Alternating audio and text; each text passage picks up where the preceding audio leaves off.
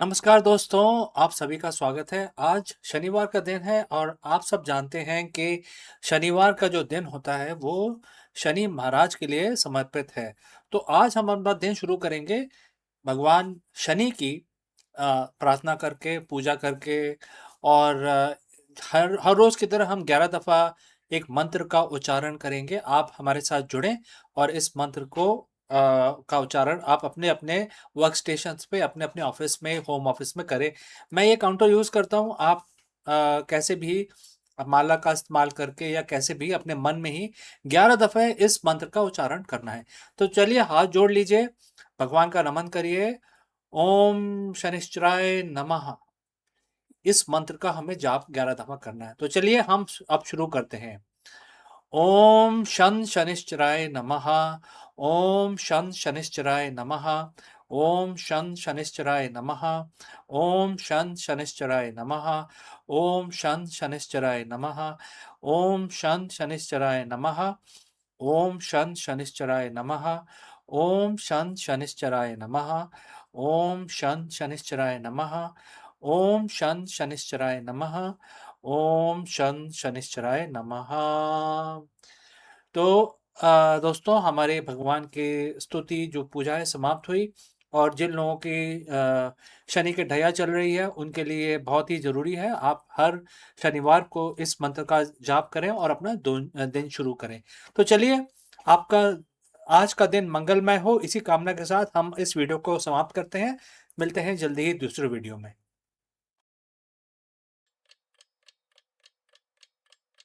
Rishi Kashyap, the eternal sage of Sanatan Dharam, stands as the architect of diversity itself, his legacy woven into the very fabric of existence.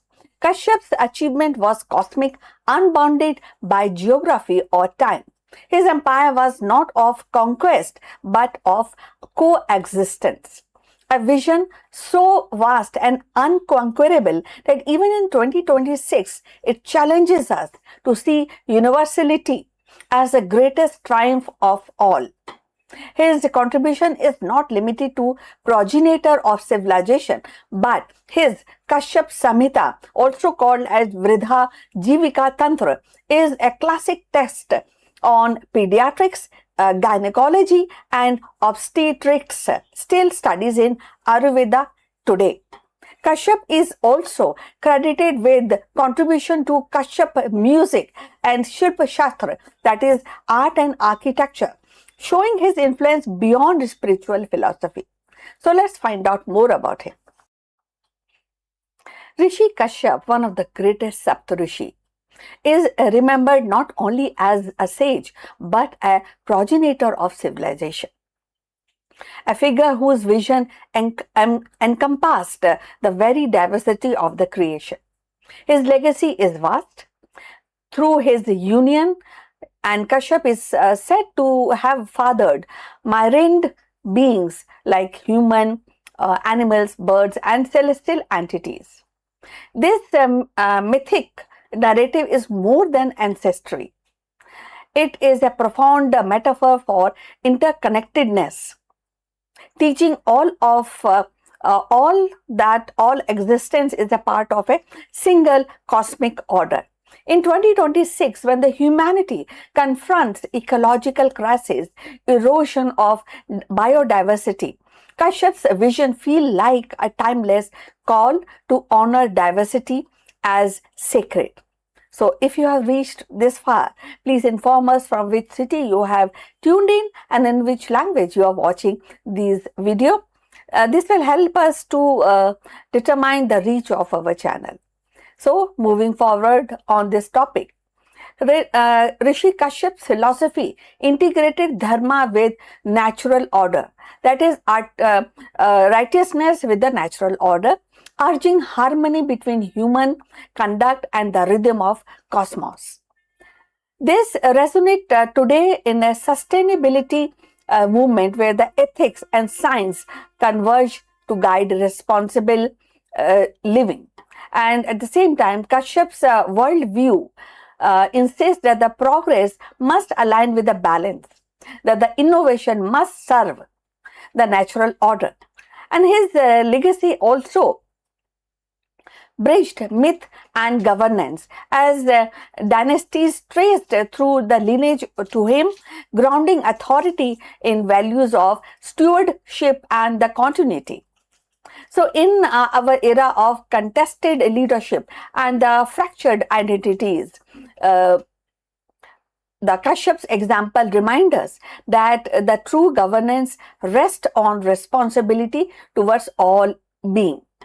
Yet Kashyap's unconquerable achievement lies in his vision of universality.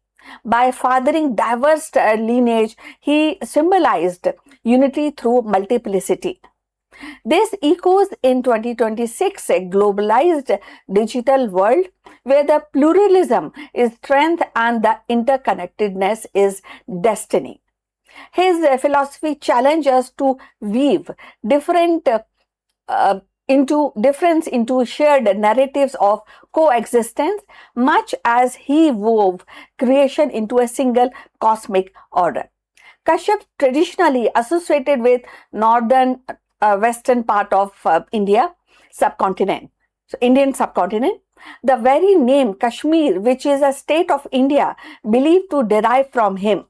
Legend says Kashyap drained the ancient lake Satisar to make the valley habitable, giving rise to region's name Kashyap Mir, that is lake of Kashyap, eventually now we call it Kashmir, or Kashyap Meru, that is mountain of Kashyap.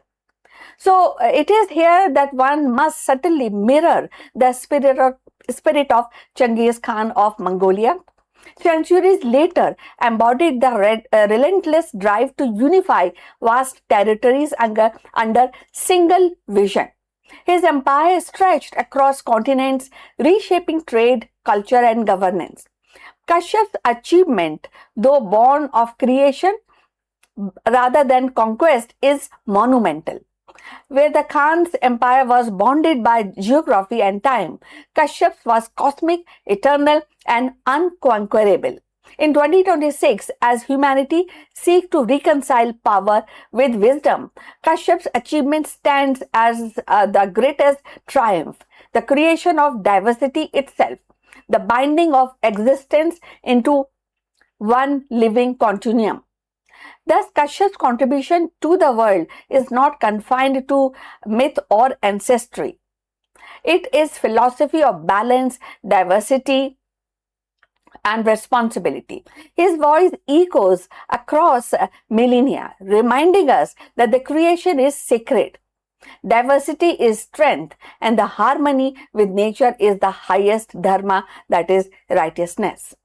In 2026, his legacy challenges us to honor the interconnectedness woven into of life, or maybe a web of life, to embrace pluralism as power and recognize that the greatest empire is not the one of conquest but coexistence. Rishi Kashyap's legacy is not a tale locked in the past, but a living philosophy that continues to shape the present. So his unconquerable achievement was the creation of universality itself, an empire of coexistence that transcends boundaries of time and geography. His presence is linked to Himalayas and surrounding region, embedding him into the spiritual landscape of northern India. He is a global impact even today. So Kashyap's vision unified existence through creation, weaving together human, animal, celestial being into one cosmic continuum. In 2026, as humanity stands at the crossroad of technological acceleration and ecological fragility, Kashyap's voice resounds with clarity that the greatest triumph is not the domination but harmony, not the conquest but coexistence. So his empire endured not in maps or monuments, but in the living diversity of the world. A reminder that the most powerful legacy is one that sustains life itself. So beyond being the father of creation, he is remembered as the sage whose influence shaped both land and lineage. in 2026, his unconquerable achievement reminds us that the greatest empire is not one of the domination but of diversity and harmony, an eternal continuum where the coexistence itself is the crown jewel of civilization. So we have come to the end of this topic. We like we like your comments on this topic. If you want to add something on the profile of Kashyap, the great sage of India, please also like and subscribe our channel. And I look forward definitely your comment, and see you in the next one. So take care. Bye bye.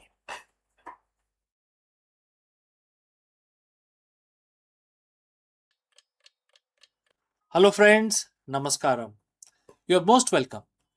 Prime Minister of India Indira Gandhi's decision to impose national emergency sent shockwaves through India, leading to 21 months of suspended civil liberties, mass arrest of political opposition, and strict press censorship.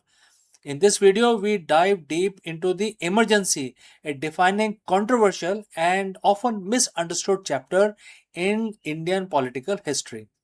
Was it a necessary step to stabilize the nation or the death knell of Indian democracy?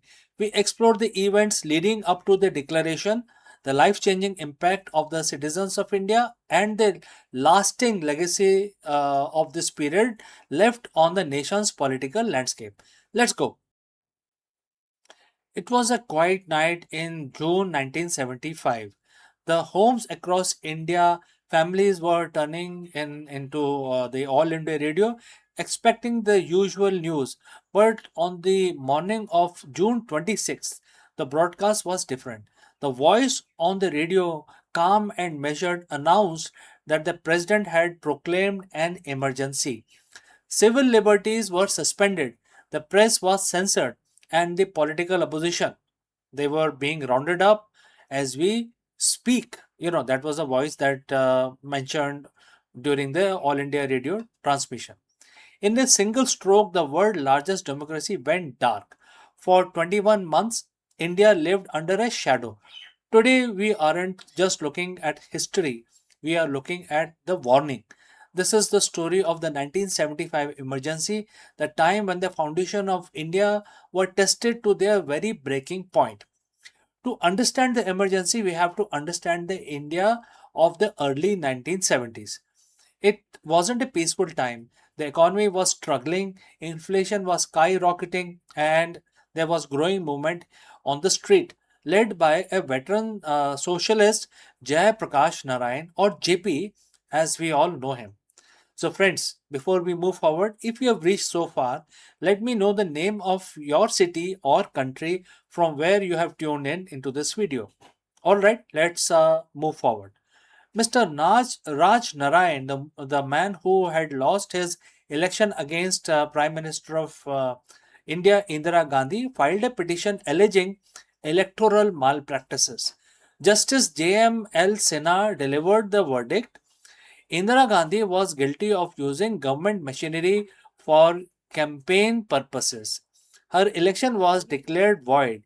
She was barred from holding public offices for 6 years. For any leader, this was a political death sentence, but Indira Gandhi was not any leader. She refused to resign, and as the pressure from the opposition mounted, the decision was made. If she couldn't win the political battle, she would change the rules of the game entirely. It was the night of June 25th, 1975, while the nation slept, a massive coordinated operation was launched. Under the cover of darkness, the police began a nationwide sweep. By the next morning, the press was gagged. Electricity was cut to the newspaper offices in Delhi to prevent the printing of protest stories. When the papers did not return, they were blank or filled with government approved propaganda. The democracy that had been built on the dreams of independence was now effectively a one person rule. The constitution was amended, the judiciary was curtailed, and the executive branch held absolute power. So, what was the life like during those 21 months? For an average citizen, it was time of fear and uncertainty. The government, driven heavily by Indira Gandhi's son Sanjay Gandhi, launched initiatives that were touted as development but implemented with lot of brutality. The sterilization drive became very, very infamous. In a desperate, misguided attempt to control population growth, hundreds of thousands of people were coerced into sterilization. For many, the choice was simple: comply or lose your job, your ration card, or even your freedom. Then there was the beautification drive. The cities like Delhi slums were razed to the ground, displacing the poor to the outskirts of the city. All the names of which were basically eyesores were cleared. There was no one to complain to. The courts were hamstrung. You couldn't speak in public. You couldn't write in the paper. Certainly couldn't organize a protest. It was suffocating silence that lasted nearly 2 years. But the authoritarian regime have a fatal flaw. They stopped listening to the people. Indira Gandhi, perhaps believing her own propaganda that the people were happy, called for election in the year 1977.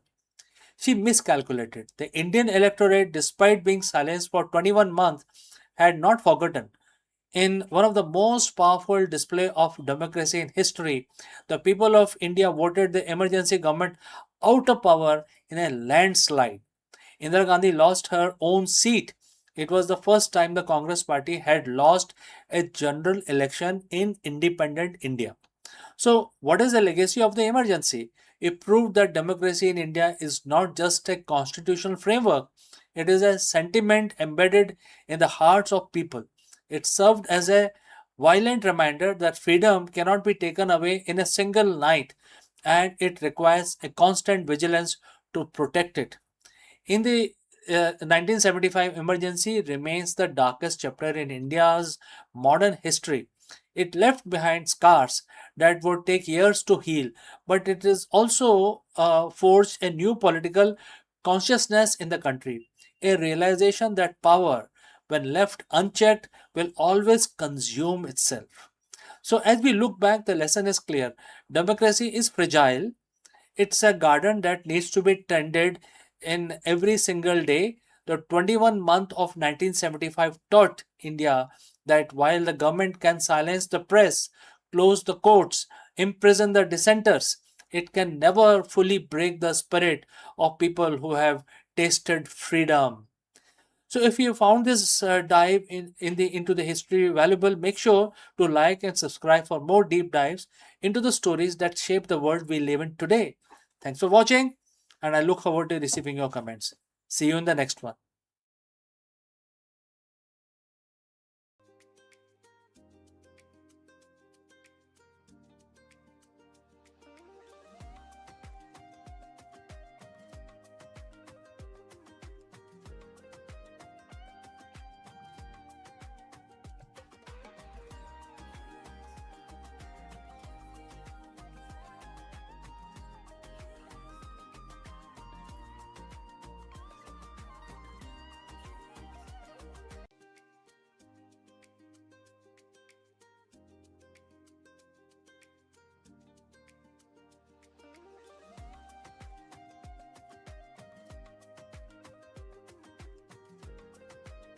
Bold new roadmap reshapes Indian classroom with a skill-based learning, multilingual literacy, and technology-driven education, preparing students not just for marks but for life. Education in India is entering a new chapter. The Central Board of Secondary Education has announced a sweeping curriculum revamp that will take effect from 2026, and it promises to reshape the way millions of students experience learning. For decades, Indian school system had been criticized for its heavy reliance on rote memorizations, exam pressures, and limited focus on skills. This roadmap is CBSE's attempt to break away from the mold and align classroom with the vision of National Education Policy 2020.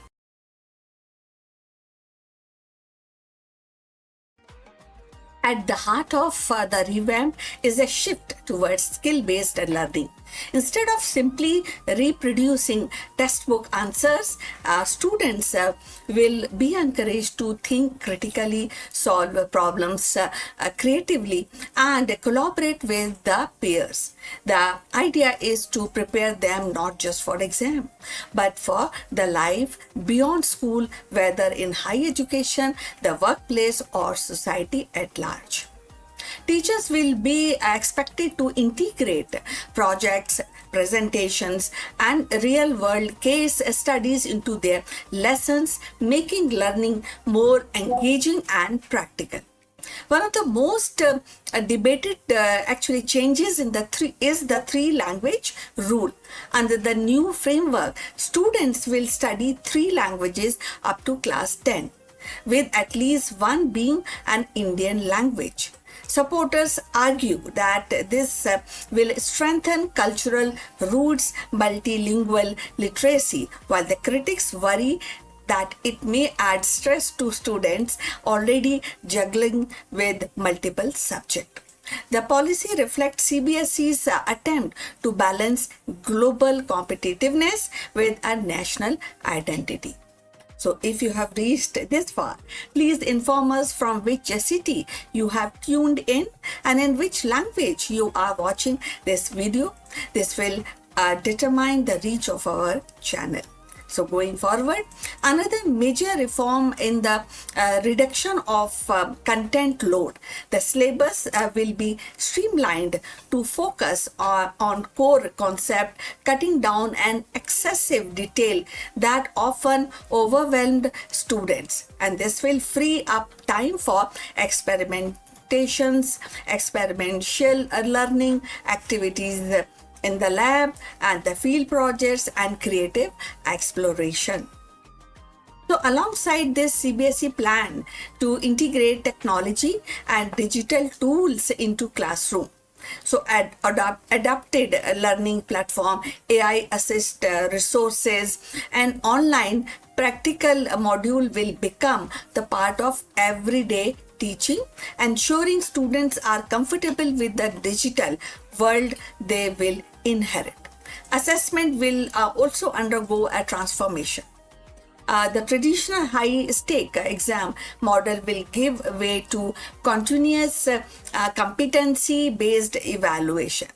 Marks will be no longer hinged solely on the 3-hour test. Instead, projects, practical, and presentation will carry a greater weight. And this change is expected to reduce exam stress and provide a more accurate picture of students' ability. The impact of this reform will be felt across the ecosystem. Students will find their education more engaging and less mechanical. Teachers, however, will face little challenge of adopting the new method, mastering the digital tools, and rethinking how they evaluate performance. And parents too will need to adjust their expectation, as success will no longer be measured by exam scores but by skill and competencies. Of course, challenges remains, like training teachers across India's vast and diverse school network is no small task. Ensuring rural schools have access to digital infrastructure will require significant investment, and the 3-language rule may face resistance from families who fear it add unnecessary burden. Yet, despite these hurdles, the roadmap signals a bold step towards modernizing Indian education. So what do you think about this? We have come to the end of this live stream, and thanks for watching. Actually, I would request you to like and subscribe our channel, and see you in the next one. But before we close this live streaming, a few words about our affiliate partner. Stop settling for a good enough video. If your built-in laptop camera looks like a grainy mess, it is time for an upgrade. Want to instantly level up your video presence? I like to present the Lenovo Performance FHD webcam. This is a game changer for your desktop setup. Technically, this is packed. It has a very sensitive RGB sensor, very crisp photographs it takes. Also comes with two microphones on board, which helps you to record very clear voice in stereophonic format. And these microphones are very sensitive. You can actually move away from the camera up to 2 meters, and these microphones will pick up your voice without any problem. This is a very strong piece. This is very sturdy. Comes with tripod ready. Comes with a very long leash, so it gives you a lot of flexibility to place the webcam wherever you want to keep in your studio. And also it has a swivel base, which is also very handy. So if you want to basically level up your game and you want to pick up this camera at a discount, please click on the link here or scan the QR code. Now let's get back to our video.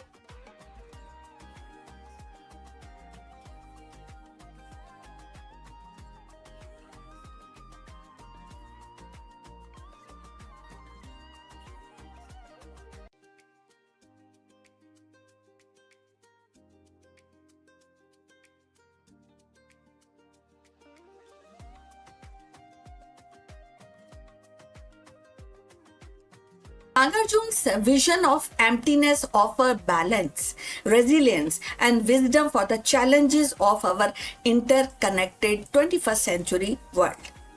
In the grand tapestry of Indian philosophy, few figures stand as tall and as enigmatic as Nagarjuna, the 2nd century Buddhist philosopher, often regarded as the most influential thinker after Buddha himself.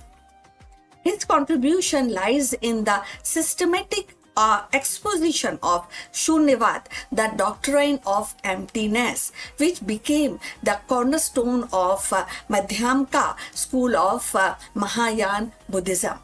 In 2026, Shunyavad, the philosophy of emptiness articulated by Naga Arjun, remains strikingly relevant, not just as a spiritual doctrine, but as a lens through which we can interpret the modern life, technology, and society.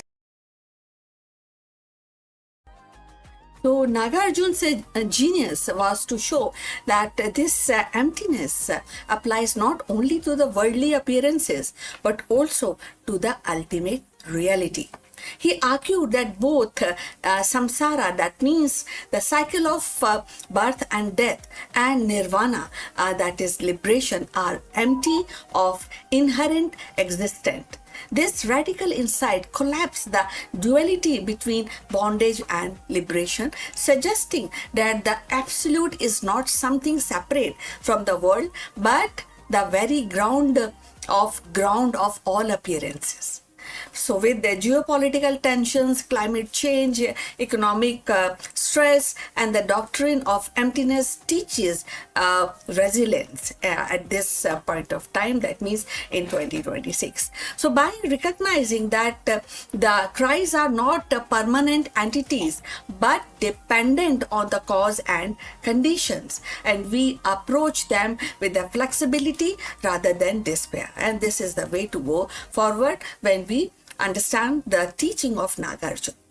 So it is important to note that the Nagarjuna did not invent Shunyavad. The seeds of this doctrine were already present in Mahayana Sutras even before his time.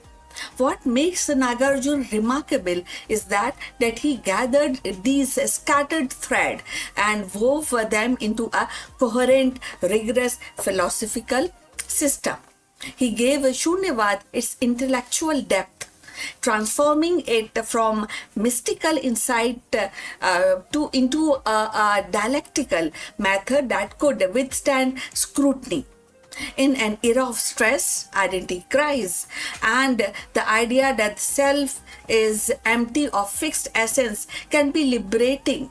So it helps individual detach from the rigid ego construct and embrace fluidity, and reducing anxiety about permanence and control. So if you have reached this far, please inform us from which city you have tuned in and in which language you are watching this video. This will help us to determine the reach of our channel. So we were talking about Shunyavad, and Shunyavad often misunderstood as nihilism.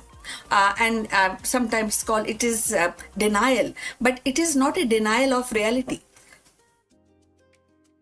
The Shunya literally means void or empty, but in Nagarjuna's philosophy, it carries a subtle meaning. It refers to the absence of inherent existence, that is Swabhav.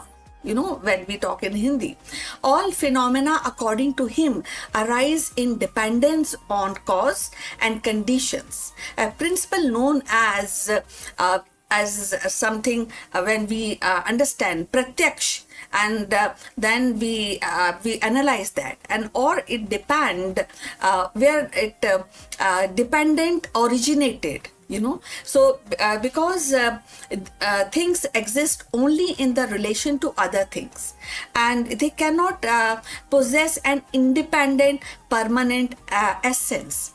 So in this sense, they are empty.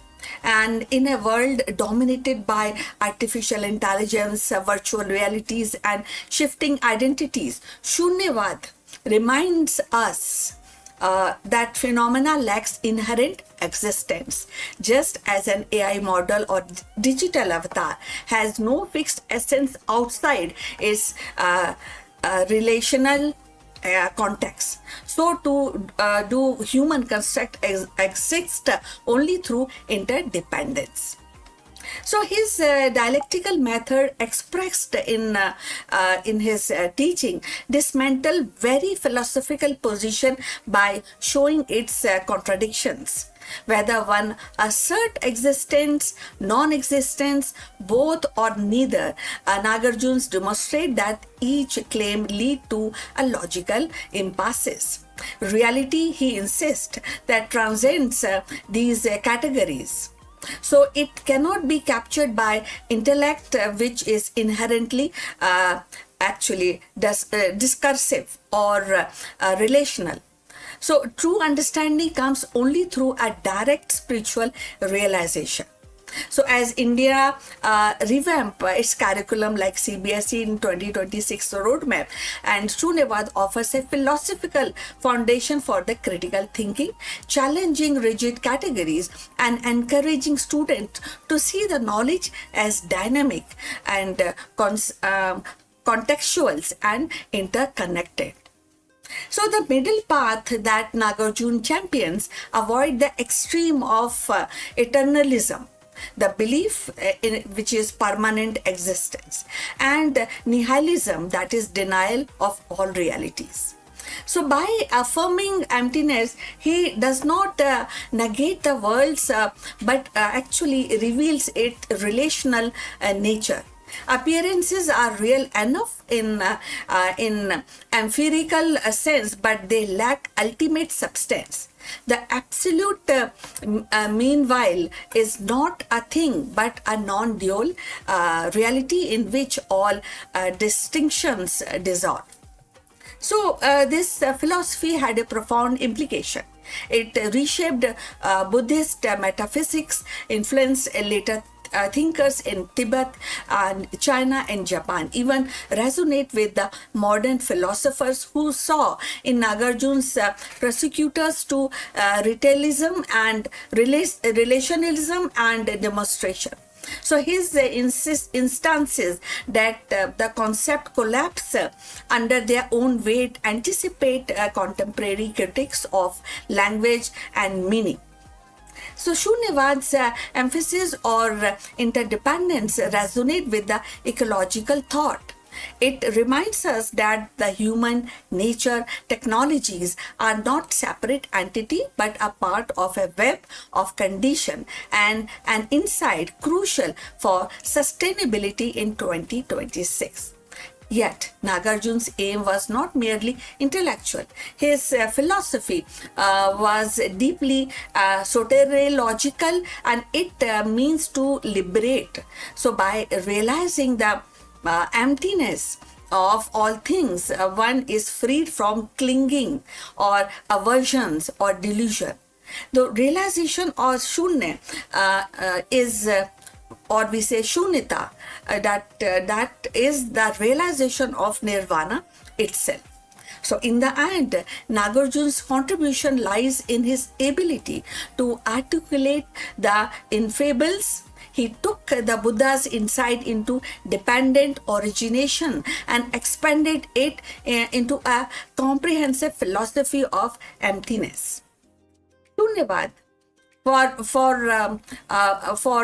being a doctrine of despair, Shunyavad is a doctrine of freedom actually. So it teaches that by seeing through the illusion of inherent existence, we awaken to the non-dual reality where the samsara and the nirvana are not opposite but unified. So this is a resolution of thought that Nagarjuna gifted to the world, a vision that continues to inspire seeker and scholars alike. Please send your comments, subscribe our channel, and for more insight into Indian spirituality and mythology, see you in the next one. But before we end this live stream, a few words about our affiliate partner. Stop settling for a good enough video. If your built-in laptop camera looks like a grainy mess, it is time for an upgrade. Want to instantly level up your video presence? I like to present the Lenovo Performance FHD webcam. This is a game changer for your desktop setup. Technically, this is packed. It has a very sensitive RGB sensor, very crisp photographs it takes. Also comes with 2 microphones on board, which helps you to record very clear voice in stereophonic format. And these microphones are very sensitive. You can actually move away from the camera up to 2 meters and these microphones will pick up your voice without any problem. This is a very strong piece. This is very sturdy. Comes with tripod ready, comes with a very long leash, so it gives you a lot of flexibility to place the webcam wherever you want to keep in your studio. And also it has a swivel base, which is also very handy. So if you want to basically level up your game and you want to pick up this camera at a discount, please click on the link here or scan the QR code. Now let's get back to our video.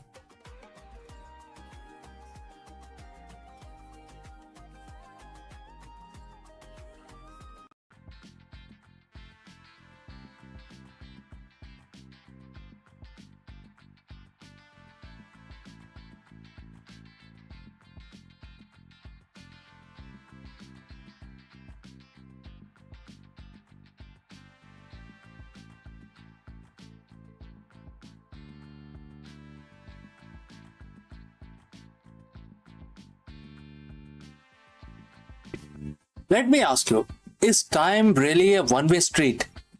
The new research suggests that Einstein's famous wormhole theory might hold the key to the mind-bending possibility of a hidden mirror of time. And friends, as you know, mirror always casts an inverted image. In this video, we break down the latest theoretical physics breakthrough that is challenging everything we know about the arrow of time, entropy, and the fabric of space-time. Could wormhole act as a portal to a mirror reality where time flows in the reverse direction? We dive into the science behind the headlines and explain what this discovery means for the future of quantum mechanics and cosmology. Let's go. What if everything we know about time is backward? We have been told that the time flows in only one direction, from past into the present and towards an inevitable future. It's the arrow of time. But what if that arrow isn't just pointing forward? What if it is also pointing back in the backward direction? And the key to understand that secret lies in one of the most famous yet misunderstood concept in physics, which is the Einstein-Rosen bridge. When we hear about the word wormhole, we think of interstellar. We think of space traveler jumping across galaxies in seconds. But here is the first breakthrough in our understanding today, and that is not what Einstein and Rosen intended. Friends, before we move forward, if you have reached this far, please inform us from which city you have tuned in and in which language you are watching this video. This will help us determine the reach of our channel. Alright, let's proceed further. In the year 1935, Albert Einstein and his colleague Nathan Rosen weren't trying to build a space travel portal. They were struggling with the math of gravity and quantum fields. They created a bridge, a mathematical connection between the two identical symmetrical sheets of space-time. It wasn't a tunnel for a spaceship, it was a theoretical tool meant to reconcile how matter behaves in extreme gravity. Fast forward to 2026, a massive shift in how we interpret those equations have just emerged. Instead of physical tunnel through space, researchers are proposing that the Einstein-Rosen bridge is actually a quantum link between two opposite directions of time. Think of it like a mirror. If you stand in front of a mirror, you will see yourself, right? Now imagine that the mirror doesn't just reflect your image, it reflects your flow. In this new theoretical model, our universe is paired with a mirror, a component where time flows in the exact opposite direction. The bridge isn't the shortcut across the galaxy, it is a fundamental connection that allows quantum systems to remain balanced, consistent, and crucially irreversible. So what does this matter? Why this matters now? Because of the black hole information paradox. For decades, physicists have been terrified that if the information falls into the black hole, it is lost forever.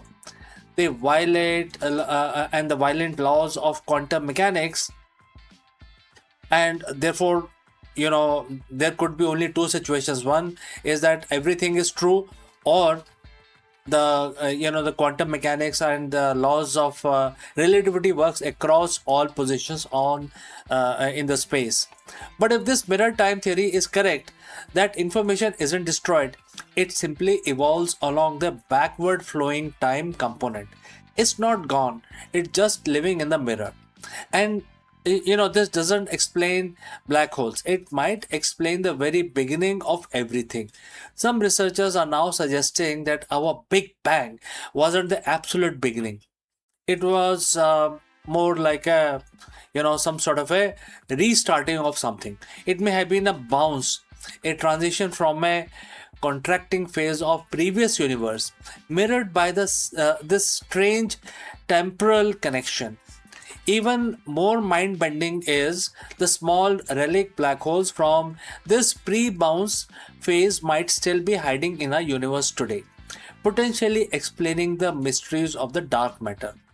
We aren't building time machines today, and we are not going to be traveling through space tunnels to another galaxy anytime soon. But we might have just discovered a something deeper. That time isn't just a line, it is a tapestry woven together by forward and backward threads, holding in place by most beautiful mathematical bridge ever conceived. The universe isn't just expanding, it is reflecting, and we are finally starting to look into the mirror. So, friends, what do you think about this new proposed idea to solve the biggest issues that we face in our physics today? I'd like to know from you. Please send in your comments. Before I close this live stream, a word about our affiliate partner. Stop settling for a good enough video. If your built-in laptop camera looks like a grainy mess, it is time for an upgrade.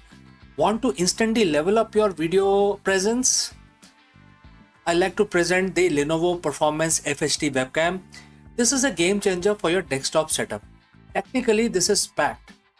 It has a very sensitive RGB sensor, very crisp photographs it takes. Also comes with two microphones on board, which helps you to record very clear voice in stereophonic format. And these microphones are very sensitive. You can actually move away from the camera up to 2 meters, and these microphones will pick up your voice without any problem. This is a very strong piece. This is very sturdy.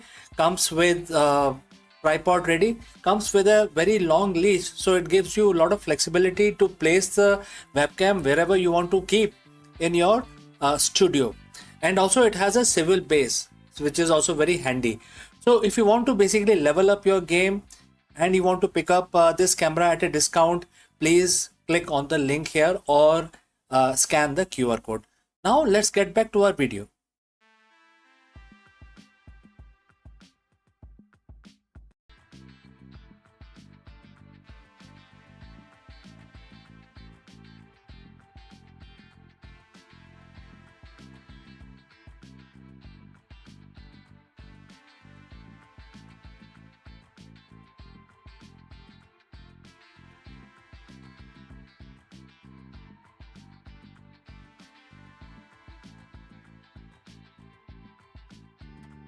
Hello friends, how are you doing?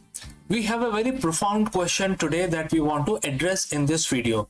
That is, can ancient wisdom solve the modern corporate burnout problem?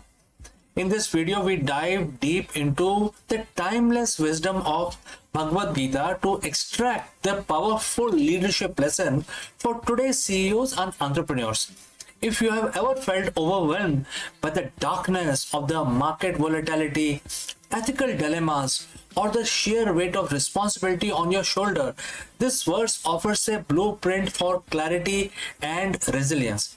Let's go. The boardroom is often portrayed as the place of power and light, but every CEO knows the truth. There is a specific kind of darkness that lives over there.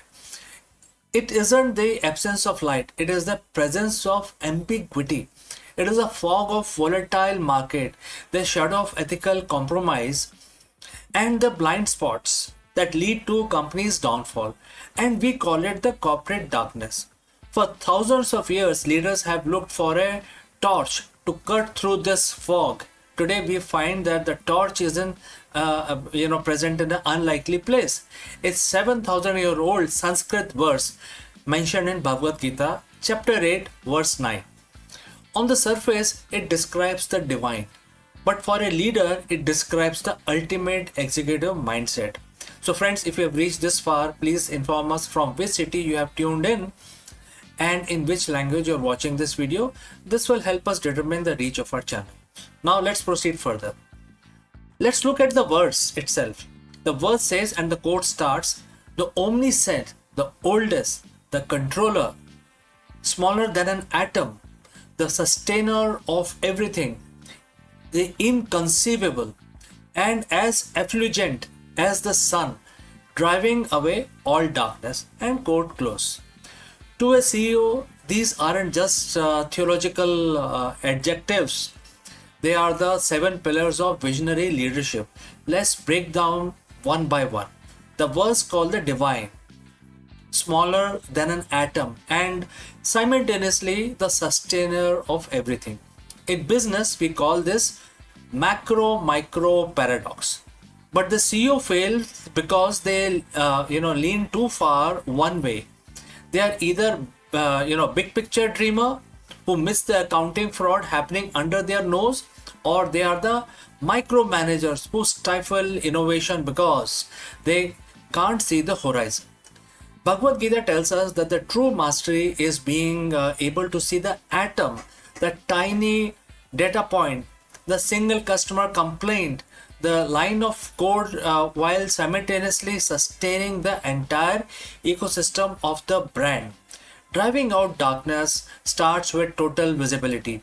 You cannot lead what you cannot see, whether it is as small as an atom or as large as a global supply chain. The verse uses a term which is inconceivable.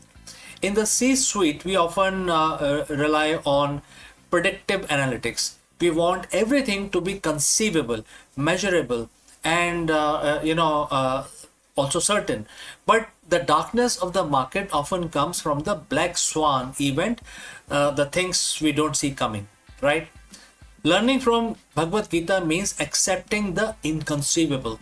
A great CEO doesn't just plan for what they know. They build a culture resilient enough to handle what they don't know. This is the difference between a rigid company and an anti-fragile one. When you stop fearing the inconceivable, you take away its power to paralyze you. Finally, we reach the climax of the verse. A personality as effulgent as the sun, driving away the darkness. What is the darkness in a company? It is the fear, where employees are too scared to tell the truth. It is where the departments hide information from each other.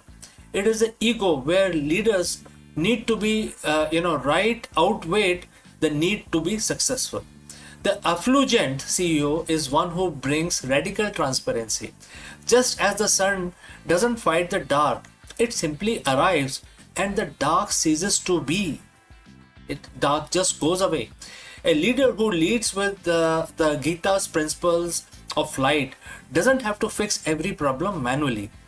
Their presence, their ethics, and their clarity create an environment where dark behavior simply cannot survive. When you are effulgent, you provide the why for your company, and as a leader once said, he who has why to live can bear almost anyhow. So how do we apply chapter 8 verse 9 starting tomorrow morning?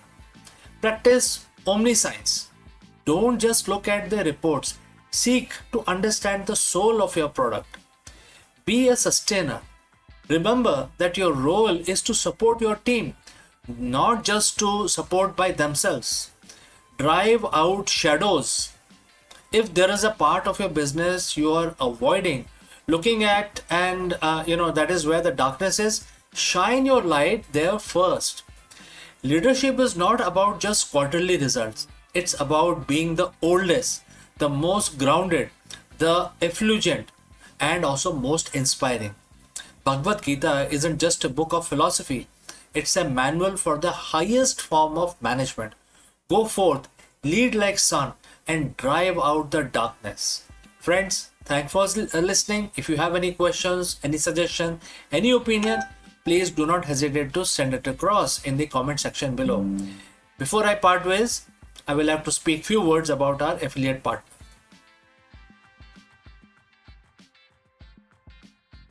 Stop settling for a good enough video. If your built-in laptop camera looks like a grainy mess, it is time for an upgrade. Want to instantly level up your video presence?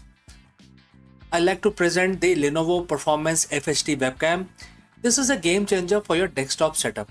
Technically, this is packed.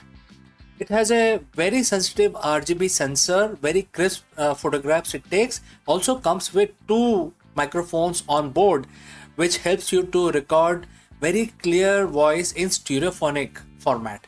And these microphones are very sensitive. You can actually move away from the camera up to 2 meters and these microphones will pick up your voice without any problem. This is a very strong piece. This is very sturdy. Comes with tripod ready. Comes with a very long leash, so it gives you a lot of flexibility to place the webcam wherever you want to keep in your studio. And also it has a swivel base, which is also very handy. So if you want to basically level up your game and you want to pick up this camera at a discount, please click on the link here or scan the QR code. Now let's get back to our video.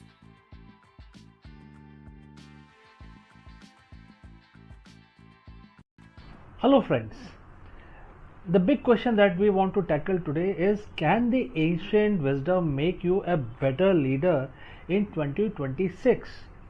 In this video we dive deep into Bhagavad Gita chapter 6 verse 8 to uncover the secret of equanimity for modern executives, which is very essential. We will discover why the most successful CEOs aren't just masters of the market, they are the master of their own mind. Let us explore this further. In the world of high-stake business, we are taught to chase the gold. We celebrate the record-breaking IPOs, the quarterly wins, and the market dominance.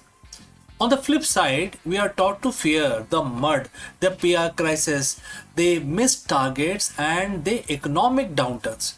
But as a CEO, and all CEO knows this constant oscillation between euphoria and anxiety is quite exhausting. It leads to burnout, biased decision making, and the leadership style that is reactive rather than strategic. What if there is a way to lead from the place of total stability, a state of mind where your internal peace isn't tied to the stock ticker? Over 7,000 years ago, a profound piece of wisdom was shared on a battlefield that is more relevant to the modern boardroom than any MBA syllabus. It comes from Bhagavad Gita, chapter 6, verse 8. Today we are going to dive deep and break down how this one verse can transform you into an unshakable CEO. So friends, if you have reached this far, please inform us from which city you have tuned in and in which language you are watching this video. This will help us determine the reach of our channel. Alright, let's proceed further.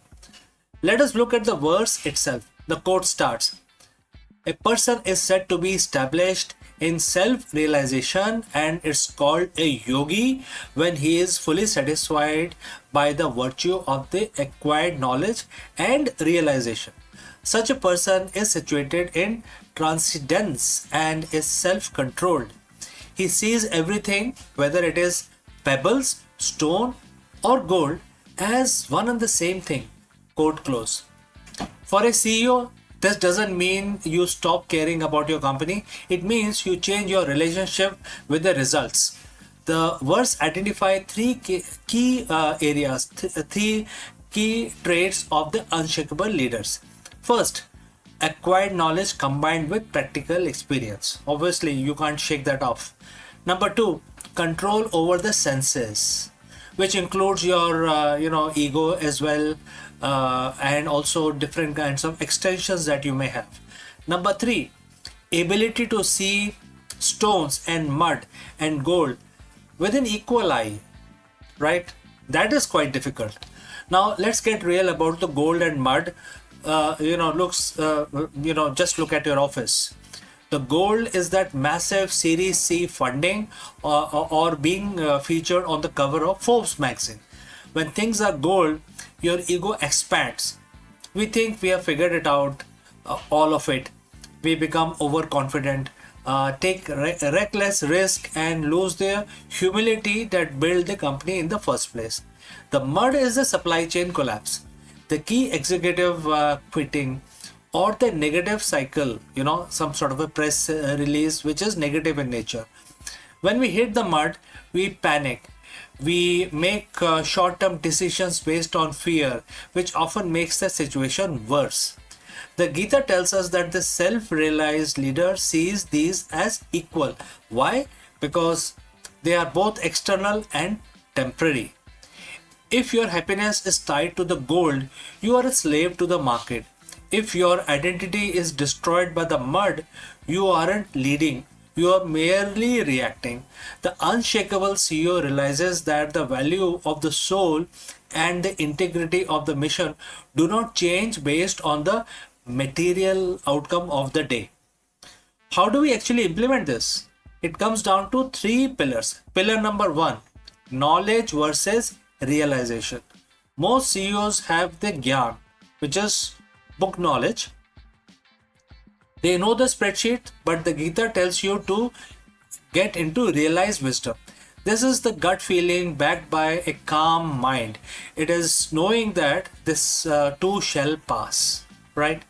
So what action you can take? When the crisis hit, don't just look at the data. Sit in silence for 5 minutes to separate your identity from the problem.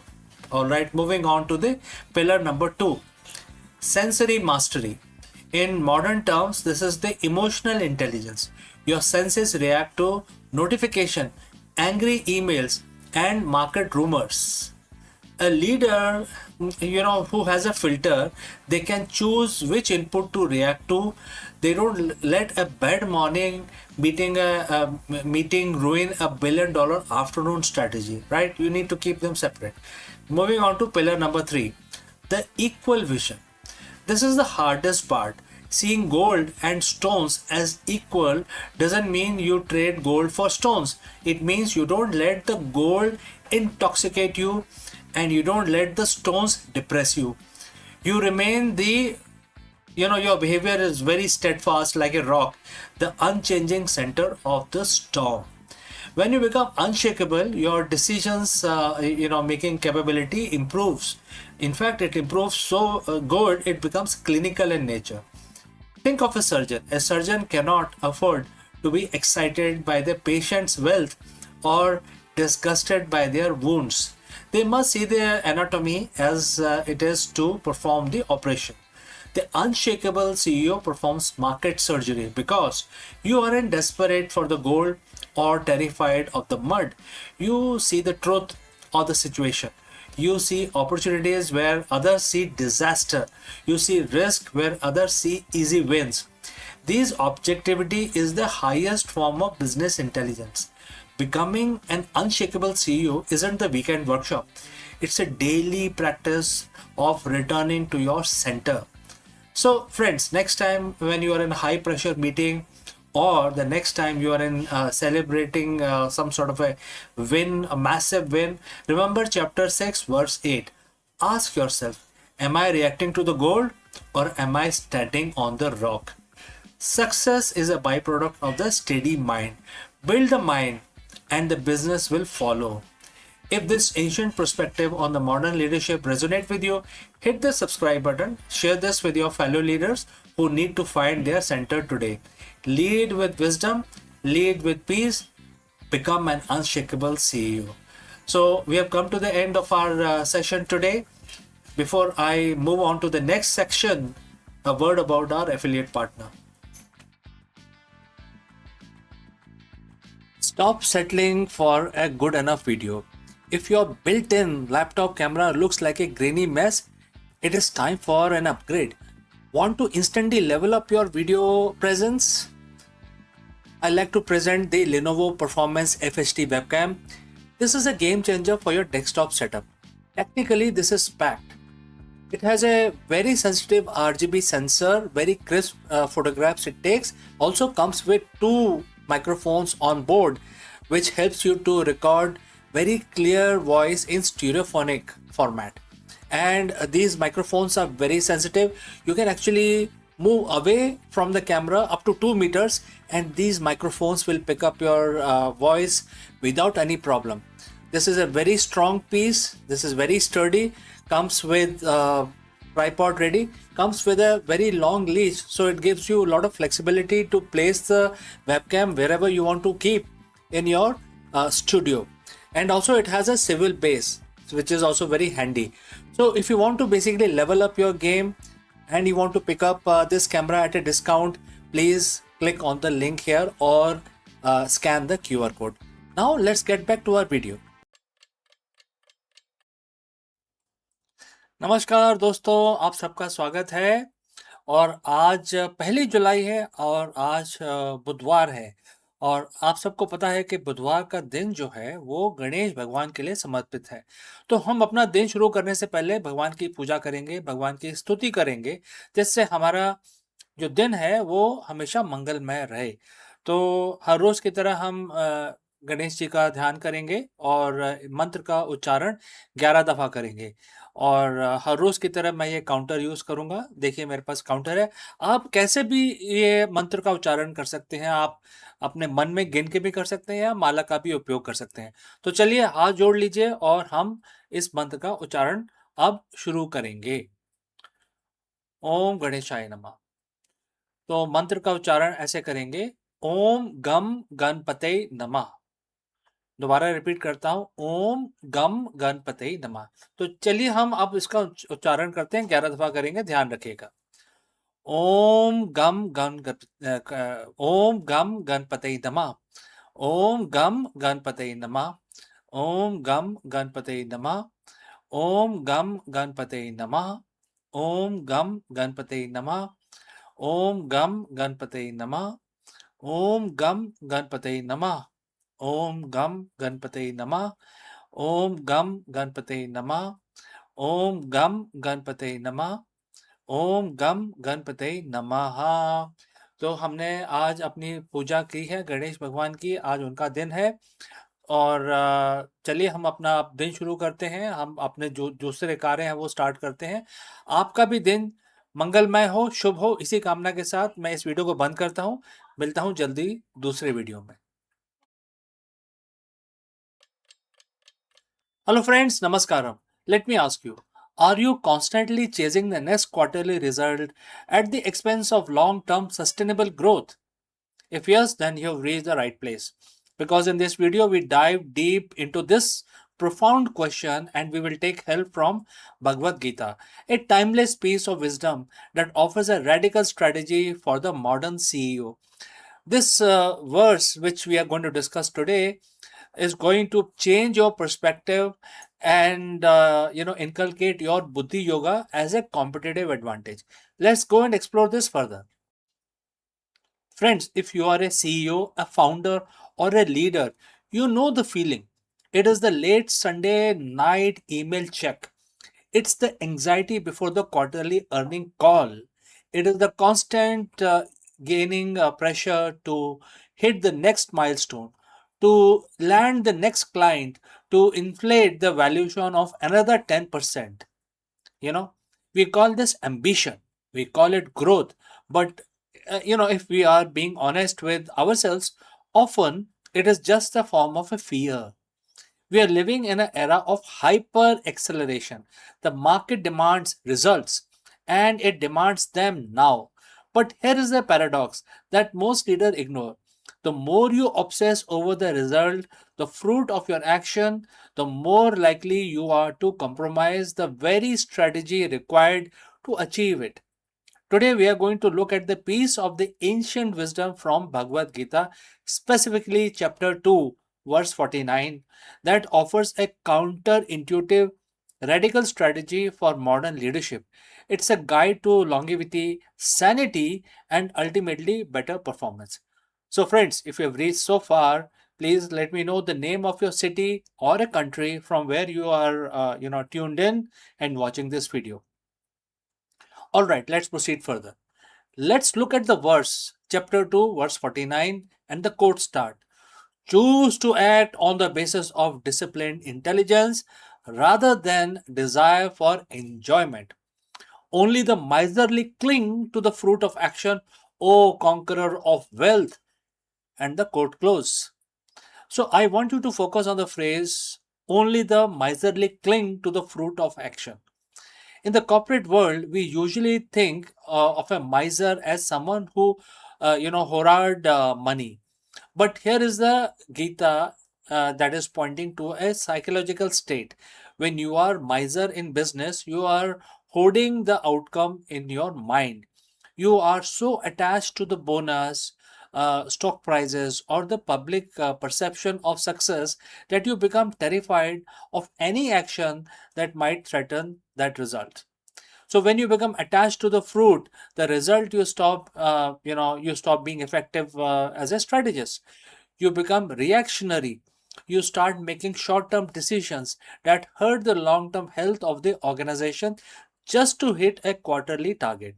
You are no longer leading, you are gambling. So, what is the alternative? The verse offers a solution, which is Buddhi Yoga or disciplined intelligence. The disciplined intelligence is the ability to decouple your identity from the outcome. It's not about being indifferent. It's not about saying, I don't care if the company fails. It's exactly the opposite.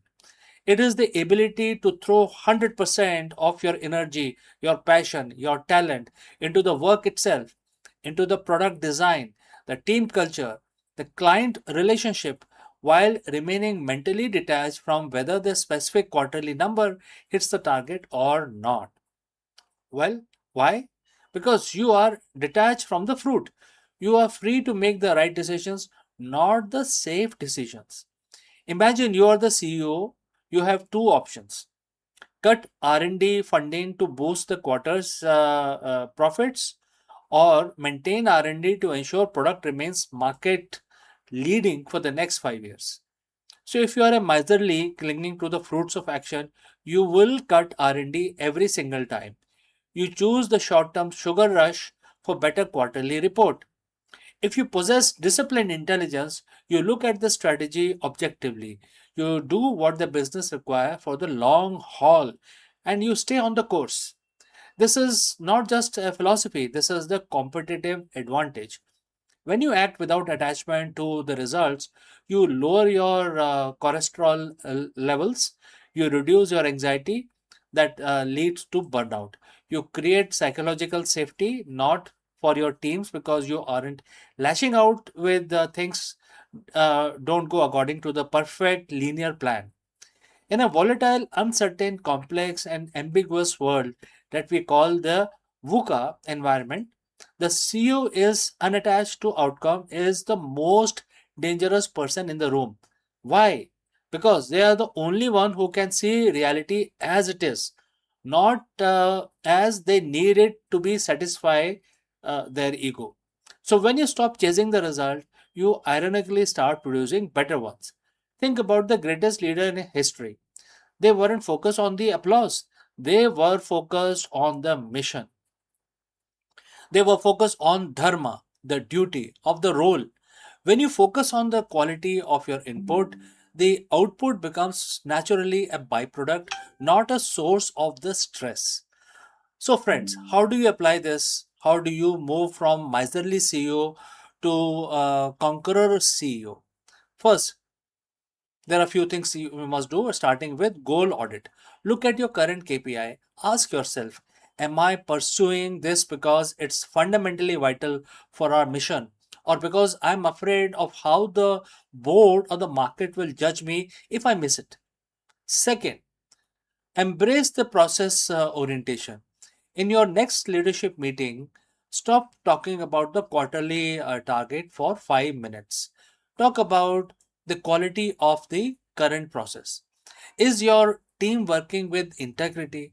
Is your product is solving a real life problem? Is the process is excellent? The result will follow. If the process is broken, no amount of chasing will save you or your company. Now, third, practice radical acceptance. When a result is not what you wanted, practice pausing. Detach from for a moment. analyze what went wrong in the strategy, not just the frustration of the outcome. This is how you develop the disciplined intelligence that is mentioned in chapter 2, verse 49. The CEO longevity is not about surviving the quarter, it's about building a legacy that survives the decade. The Gita reminds us to be a conqueror, not a miser.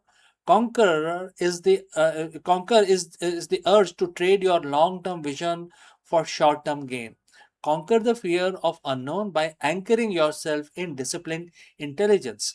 Stop chasing results. Start perfecting your actions. So, friends, if you found this breakdown helpful, share it with your colleagues who is feeling the weight of the quarterly grind. And remember, true leadership isn't found in the fruit you harvest. It's found in the seed you plant with intelligence and integrity. Thanks for watching. And if you have any questions, please do not hesitate to send it across. And I will catch you again in the next one. आकाश हमेशा से मानवता का सबसे बड़ा रहस्य रहा है। जब ग्रह एक साथ आकाश में पंक्तिबद्ध होते हैं तो ये दृश्य केवल खगोल विज्ञान का गणित नहीं बल्कि संस्कृति और कल्पना का उत्सव बन जाता है। मायन सभ्यता ने इन्हें समय का चक्र का संकेत माना है। यूनानी और रोमन ने इन्हें देवताओं की इच्छा समझते थे वे लोग, और भारतीय ऋषि ने इन्हें जीवन के शुभ अशुभ का फलादेश से जोड़ा। आज भी जब बुध, शुक्र और बृहस्पति जैसे ग्रह एक साथ चमकते हैं तो हमें याद आता है कि ब्रह्मांड की भाषा केवल दूरबीनों और समीकरणों से नहीं बल्कि मिथकों, कविताओं और कहानियों से भी समझी जाती है। यही निरंतरता प्राचीन आकाश दर्शन से आधुनिक विज्ञान तक मानवता का साझा यात्रा ये रही है। और जहां ज्योतिष, प्रतीकवाद और विज्ञान खोजे एक ही आकाश के दो पहलू बन जाते हैं। तो चलिए जानते हैं इसके बारे में और कुछ ज्यादा। रात का आकाश सदियों से मानवता के लिए रहस्य और आकर्षण का स्रोत रहा है। जब तीन ग्रह बुध, शुक्र और बृहस्पति एक साथ आकाश में सीधे से दिखाई देते हैं तो ये केवल खगोल विज्ञान का अद्भुत दृश्य नहीं होता बल्कि संस्कृति, इतिहास और मानव कल्पना का भी उत्सव बन जाता है। बुध, शुक्र और बृहस्पति की ये ग्रह परेड का चर्चा करना बहुत महत्वपूर्ण है क्योंकि यह केवल चमकदार आकाशीय दृश्य नहीं है, विज्ञान, संस्कृति और इतिहास को सार्थक रूप से जोड़ता है। लगभग 12 जून 2026 को सूर्यास्त के बाद पश्चिम दिशा में ये देखे गए हैं और वहां आपको ये उज्जवल परेड, ग्रहों की परेड दिखाई देगी। और बुध, शुक्र और बृहस्पति शाम के आकाश में एक साथ इकट्ठे हुए थे और ये एक छोटी सी जो परेड है, क्योंकि इसमें केवल 3 ग्रह शामिल हैं, लेकिन 2026 की सबसे आसान ग्रह परेड में से एक है क्योंकि सभी 3 ग्रह हम बिना दूरबीनों के अपनी आंखों से हमने देखे। एक स्थान से अपने स्थान से हम आकाश के इन 3 ग्रहों को जल्दी और आसानी से खोजने के लिए स्टार वॉक 2 जैसे ऐप का भी उपयोग कर सके थे। और बुध और सूर्य के सबसे निकट अपनी तेज गति से आकाश में चमकता है ये। और शुक्र, जिसे प्राचीन सभ्यताओं ने सुबह का तारा और शाम का तारा कहा है, अपनी उज्जवल आभा से रात को रोशन उसने किया था। और बृहस्पति, देवताओं के राजा, आप अपनी विशालता और चमक से आकाश के प्रभुत्व में जमाता है और उस दिन भी जमाया था। जब ये तीनों एक साथ आकाशीय रेखा में खड़े हुए थे तो ऐसा लगा जैसे कि मानो ब्रह्मांड स्वयं कोई कथा सुना रहा हो। इतिहास में ऐसे ग्रह संयोग को शुभ या अशुभ संकेत माना गया है। भारतीय ज्योतिष में ग्रहों की स्थिति को मानव जीवन से जोड़ा गया है, तो यूनानी और रोमन सभ्यताओं ने इन्हें देवताओं के संदेश के रूप में देखा। आज विज्ञान हमें बताता है कि केवल ग्रहों की कक्षा का गणितीय परिणाम है, लेकिन परंतु इसका जो सांस्कृतिक महत्व है अब भी उतना ही गहरा है और उतना ही डीप है। इस परेड को देखना केवल वैज्ञानिक जिज्ञासा नहीं, बल्कि एक साझा अनुभव है। दुनिया भर के लोग एक ही समय पर आकाश की ओर देखते हैं और बहुत ही अचंभित भर जाते हैं, अचंभा से भर जाते हैं। ये हमें याद दिलाता है कि चाहे हमारी भाषाएं, हमारी संस्कृतियां और सीमाएं अलग हो, परंतु आकाश सबका है, एक साझा कैनवास जिस पर ब्रह्मांड अपनी कलाकारी करता रहता है।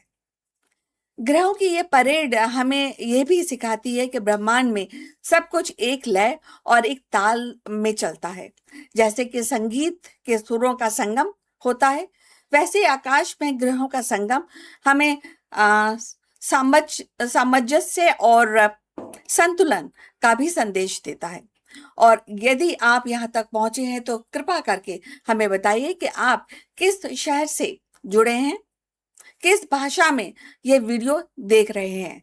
इससे हमें अपने चैनल की पहुंच को समझने में मदद मिलती है। और आइए अब चलते हैं, अपनी चर्चा को आगे बढ़ाते हैं।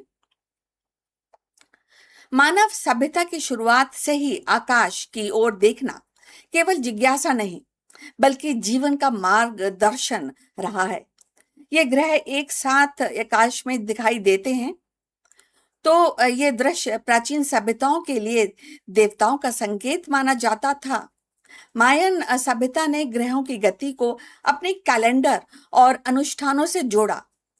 उनके लिए ग्रहों का संगम समय के चक्रव्यूह को समझने का साधन हुआ करता था। यूनानी और रोमन सभ्यताओं में इन देवताओं, इसे तो पूरा जो परेड होती है ग्रहों की, उसको देवताओं की इच्छा की तरह उसको समझा गया और माना गया। बृहस्पति का उदय शक्ति का प्रतीक, शुक्र का चमकना प्रेम और सौंदर्य का संकेत। भारतीय परंपरा में ग्रहों की स्थिति को ज्योतिषीय गणना से जोड़ा गया है। वैदिक ऋषियों ने ग्रहों के संयोग को शुभ या अशुभ फलादेश से जोड़ा और ये परंपरा आज भी जीवित है। दो ज्योतिष प्रतीकवाद ग्रहों की परेड को दो ज्योतिष से अत्यंत शक्तिशाली माना गया है। बुध बुद्धि का संचार का प्रतीक, शुक्र प्रेम और कला और सौंदर्य का प्रतीक, और बृहस्पति ज्ञान धर्म और विस्तार का प्रतिनिधि करता है। जब ये तीनों एक साथ आते हैं तो इसे मानव जीवन से परिवर्तन या नए अवसर या सामूहिक ऊर्जा का संकेत माना जाता है। यही कारण है कि आज भी ग्रहों की जो परेड है वो सांस्कृतिक विमर्श से प्रासंगिक बनी हुई है। कथा, कला और संस्कृति मूल्य ऐसे आकाशीय संगम केवल गणितीय घटनाएं नहीं, बल्कि कथा कौशल के स्रोत हैं। एंड अगर हम जो स्टोरीज हैं, जो कहानियां हैं, उनके बारे में सोचें, या देवताओं के मिलन का जो कहानियां होती हैं उनके बारे में सोचें, या युद्ध हो या आशीर्वाद हो, ये सारी कहानियों में हमें यही संकेत मिलता है कि ये जो पूरा संगम हो रहा है तीन ग्रहों का, जो हुआ था 12 जून के आसपास, वो कितना ही महत्वपूर्ण है, जो हमारे जीवन से जुड़ा हुआ है। कला, चित्रकार, मूर्ति कला, ये ग्रहों का संगम माना जाता है। कविताएं आकाशीय घटनाओं को प्रेम या आशा या नियति के रूप में प्रस्तुत करती रही हैं और आज भी करती हैं। आज भी जब लोग ग्रहों की परेड देखते हैं तो उन्हें ये प्रेरणा मिलती है, वो प्रेरित होते हैं कि नई कविताएं लिखने के लिए, चित्र बनाने के लिए, विज्ञान की को एक्चुअली संस्कृति से जोड़ने के लिए। आधुनिक विज्ञान से निरंतरता हम समझते हैं, क्योंकि जो ग्रह है वो एक स्पेस है जहां पर कई सारी जो इनोवेशंस, कई सारी खोजें की जा रही हैं। हम आज जानते हैं कि ग्रहों का संगम केवल उनकी कक्षाओं का परिणाम है, परंतु ये तथ्य प्राचीन परंपराओं को नकारता नहीं, बल्कि उन्हें और गहराई से देखता है, उसको गहराई से स्टडी करने की के लिए हम सभी को प्रेरित करता है। खगोल विज्ञान हमें बताता है कि ग्रहों की गति गणित के नियमों से संचालित होती है। ये तो सभी बात जानते हैं। और लेकिन अगर हम संस्कृति की बात करें, तो संस्कृति हमें याद दिलाती है कि इन नियमों को समझने के लिए मानव ने मिथक या ज्योतिष का सहारा लिया, पहले भी लिया और कभी कभी का हम आज भी लेते हैं।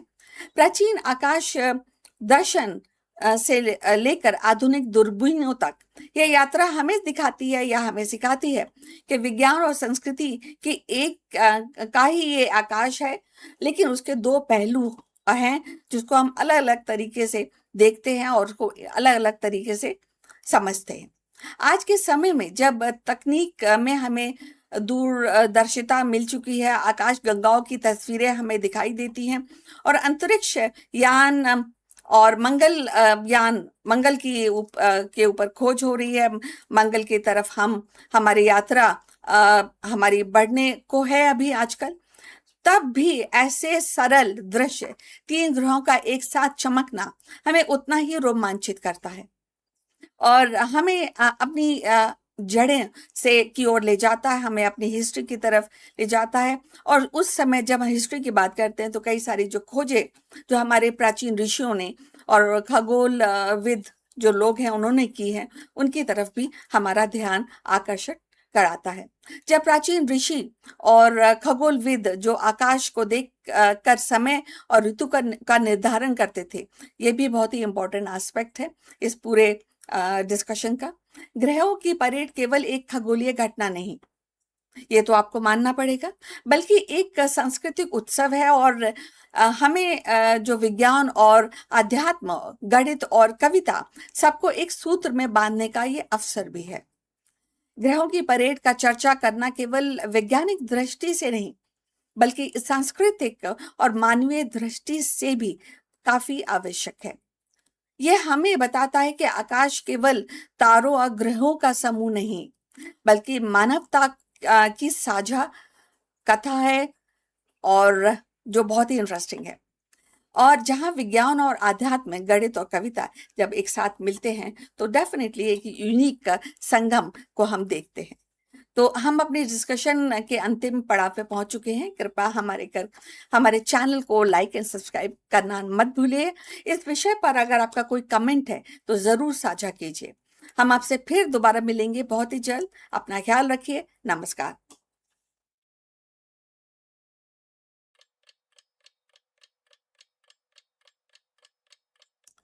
हेलो दोस्तों, नमस्कार। Have you ever wondered why most strategy fail? And what is the CEO's secret to lasting business success? In the world of constant disruption, quarterly shifts, and the fleeting trends, how do you build a business that actually lasts? Therefore, in this video, we try and decode one of the most profound lessons from Bhagavad Gita and apply it to modern executive leadership. The verse is verse 16 mentioned in chapter 2.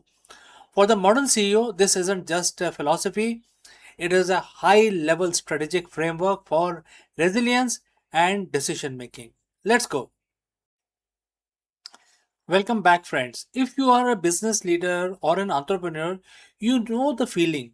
You are looking at the screen filled with red and green numbers, tracking the latest tech disruption, or worrying about the pivot in the global supply chain. We are taught that the change is the only constant. We build our career on being adaptable, on being agile, on being predicting the next big thing. But today, I want to challenge that. I want to invite you to look at your business and your life through a lens that is thousands of years old. We are looking at the single verse from Bhagavad Gita, chapter 2, verse 16. It's a verse about finding the indestructible in a world that feels incredibly temporary. It's about how a CEO, if you only focus on changing surface of the business, you will burn out. But if you tap into what never changes, you become an unstoppable centered leader. And the verse quote, and the quote starts, that which is temporary is not the ultimate reality, because the ultimate reality is unchangeable and indestructible. This is the conclusion derived by the wise who have pondered on the subject at length. And the quote close. So, friends, if you've reached this far, please inform us from which city you have tuned in and in which language you are watching this video. This will help us determine the reach of our channel. Now, let's proceed. Let us break down the boardroom. The temporary is your revenue targets, your current product cycle, your marketing trends, and your stock price. These things change. They are, by definition, the temporary realities, and therefore they are volatile. The ultimate reality is which is unchangeable and indestructible, is the core purpose, the foundational value, and the human essence behind your business. Think about it. Has the fundamental human desire for trust, quality, or genuine connections ever changed? No. Technology changes and also how we deliver that value, but the hunger for that value is constant. The wise, as the text says, know that you must build your strategy on the permanent while managing the temporary. So why do most business fails? Not because their tech wasn't good, but because they lost the sight of their ultimate reality. We live in a cycle of constant reactivity. A competitor launches a new feature, so we pivot. The market dips, so we slash our culture and also budget. We treat our company like it's only the temporary numbers. When you do that, you lose your center. You become a leaf in the wind. Verse 16 is a wake up call. It tells us that if you are only chasing the temporary, you are chasing an illusion. You are building on sand. A CEO who identifies entirely with the temporary success of a quarter will experience fear when that success fades away. Definitely, But a CEO who operates from the unchangeable, their vision, their ethics, their commitment to service, that CEO lead with calm, indestructible authority. So, how do we apply this tomorrow morning to our work, to our daily life? First, conduct a reality audit. Take your current projects and ask, is this a temporary tactical move, or is this rooted in our indestructible core? If it is temporary tactic, like a pricing shift, that's fine. Manage it, but don't worship it. Don't let your self worth or your company identity be defined by it. Second, focus on the indestructible. What is that one thing about your company, if you were to remove it, would make your company cease to exist, to be itself? For many, it's a core belief in innovation or deep customer empathy. There is, the ultimate reality. When the market are chaotic, double down on that core, and that is what provides stability for your team, your investors, and also yourself. As a leader, your job isn't just to predict the future. Your job is to anchor your team in the present. When you show up with the understanding that while external circumstances are constantly shifting, your integrity and purpose are unchangeable. Your team gains confidence. They stop fearing the disruption because they see you as a leader standing in the ultimate reality. You become the eye of the storm. So, if I leave you with this reflection, what in your business is temporary? Please find out. And are you mistaking it for your ultimate reality? Also, you need to work on this, right? So, this is a task for today. Pause, ponder, and realize that most successful, long lasting businesses are those that mastered the art of holding the temporary with a loose grip while anchoring themselves firmly in the indestructible. So friends, if you have any questions, please do not hesitate to send it across. Thanks for joining in. Take this lesson, lead with clarity, and build something that truly endures. See you in the next one.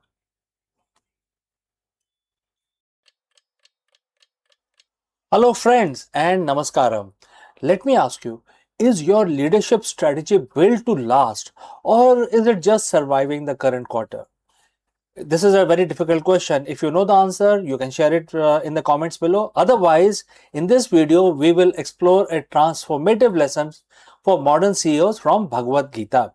While the business landscape is defined by the volatility, rapid disruption, and endless cycle of creative destruction, this ancient wisdom offers a profound perspective on resilience and vision. Let's go. If you are a CEO today, you are likely operating in a state of perpetual crisis, whether it's a market disruption, rapid technological shifts, or the relentless pressure of quarterly results. It feels like the body of your business is constantly under threat. But what if I told you that the most successful long-term leaders in history, the one whose impact span generations, has have a secret, and it's like sharing a secret in this video.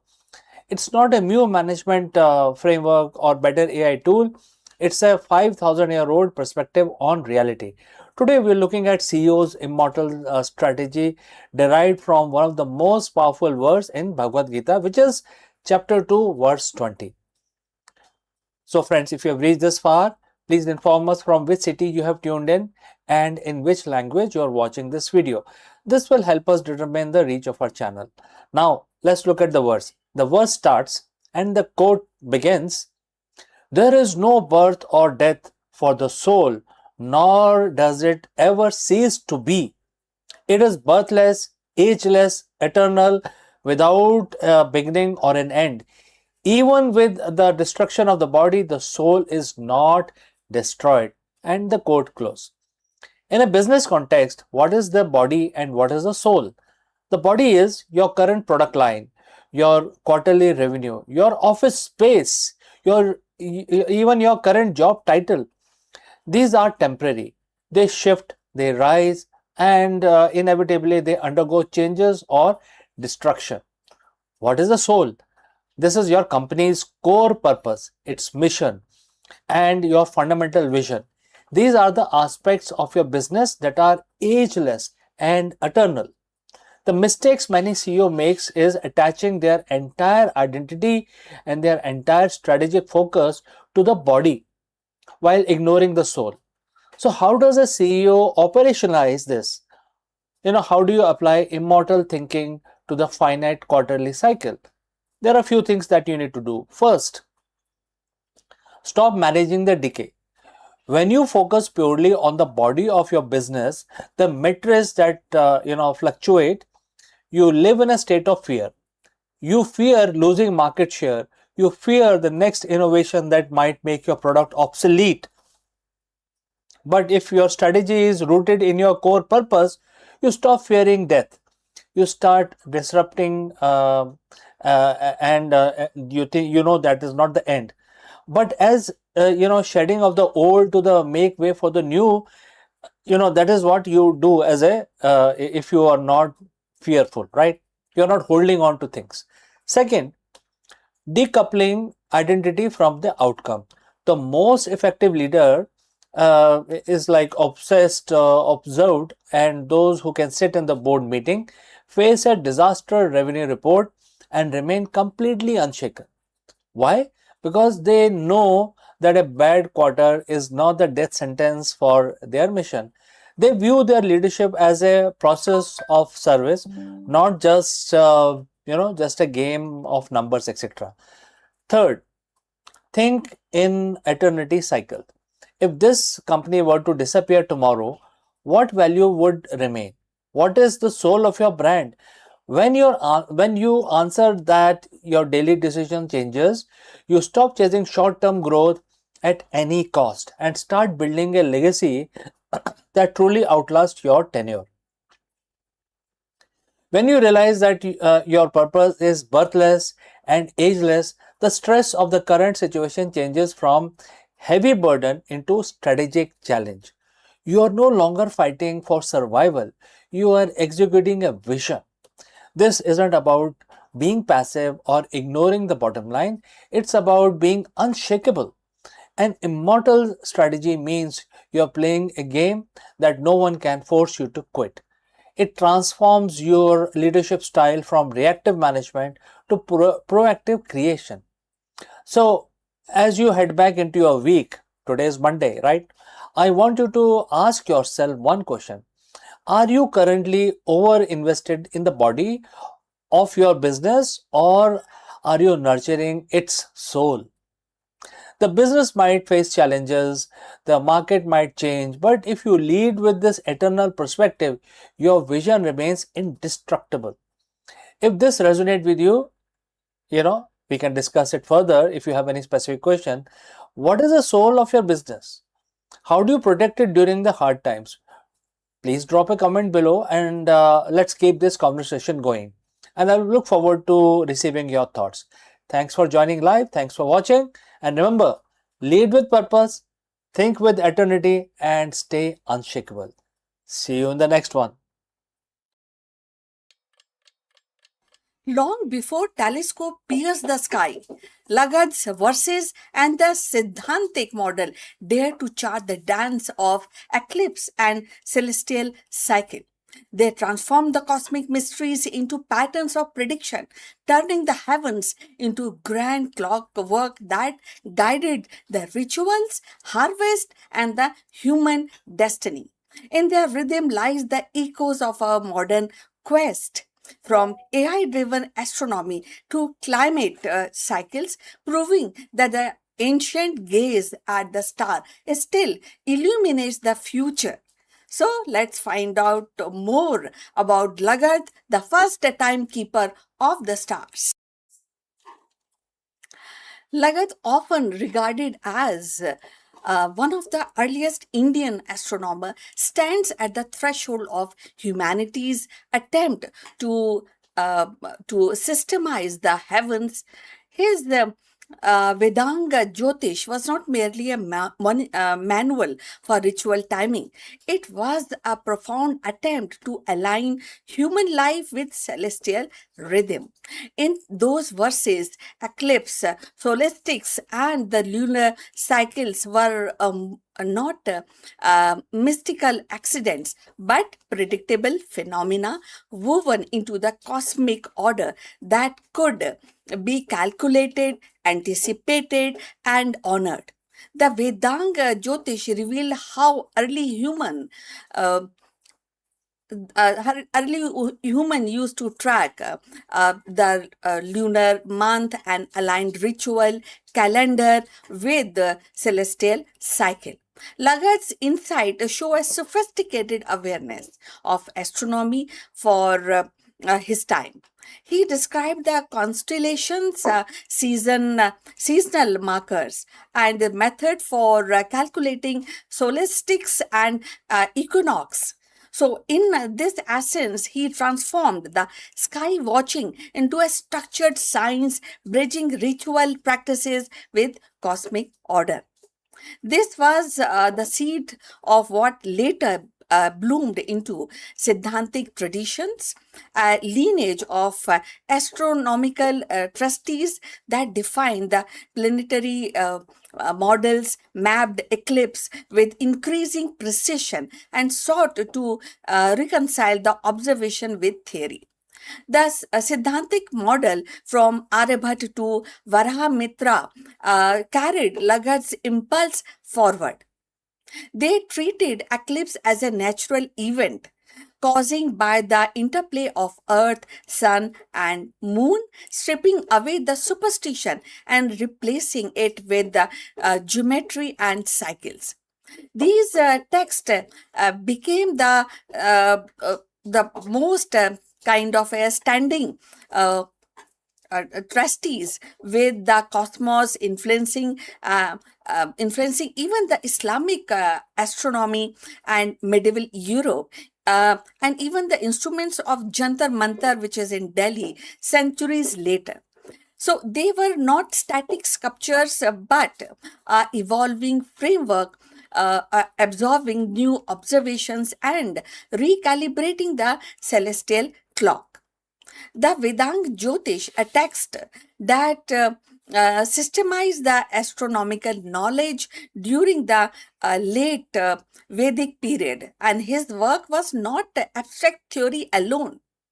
It was a deeply practical design to help priests determine the correct timing for ritual by observing the movements of sun, moon, and stars.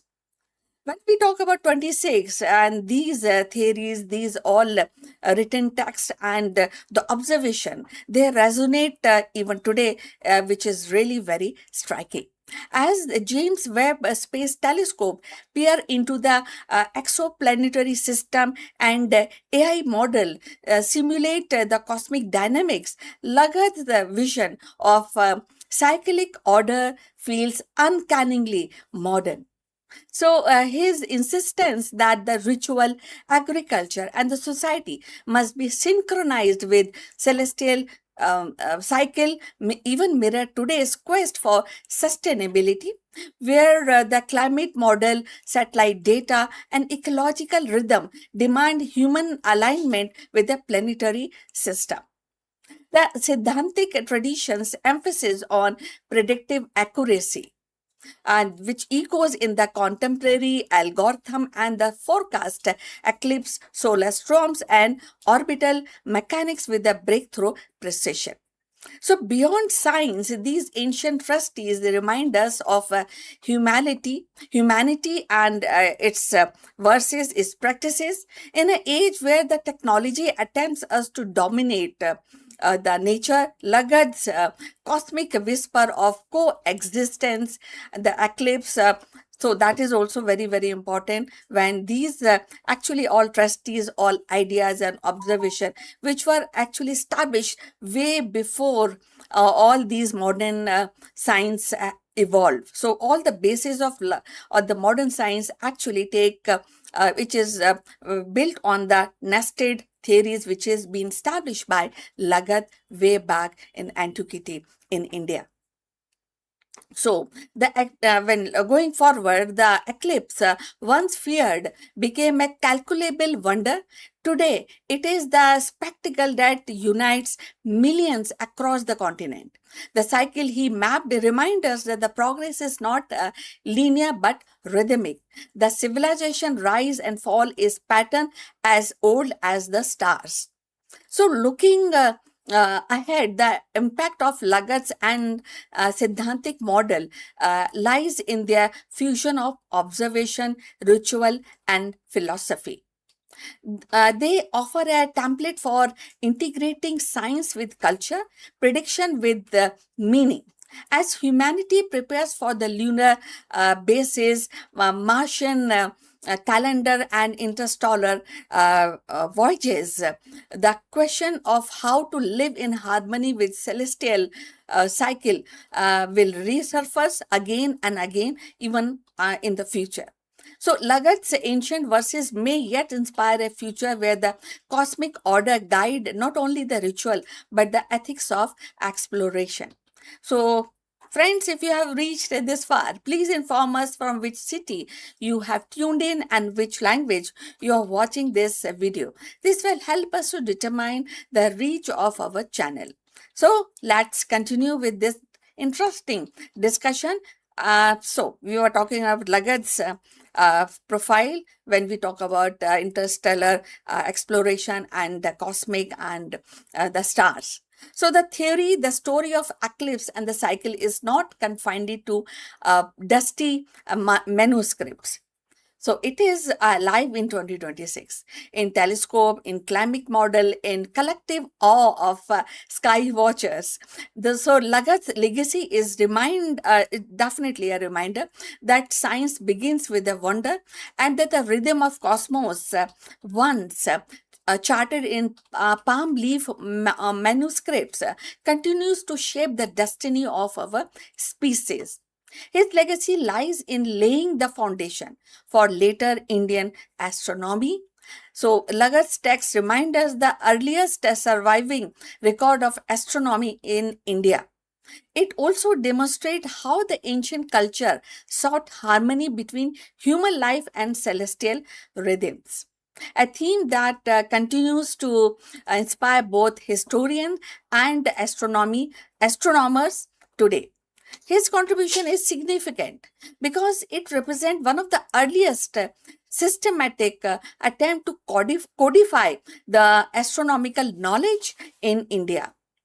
By arranging this knowledge into a structured text, Lagat helped establish the astronomy as a scholarly discipline and linking ritual practice with celestial observation.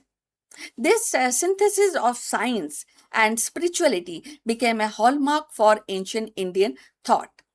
For from rituals fire the cosmic cycle, Lagat's vision still burns bright, reminding us that the wisdom of star is as eternal as sky itself. Though the centuries have passed since Lagat first mapped the heaven, his vision endures. By turning ritual into rhythm and starlight into science, he gave India its earliest astronomy a legacy that still guide our understanding of cosmic order.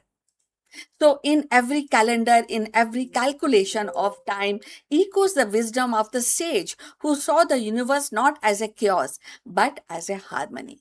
So, now we have come to the end of this discussion, and please like and subscribe our channel, and we look forward your comments on this topic in case if you want to add more on Lagat's legacy. We will be happy to read and share. So, see you in the next one. Take care. Bye.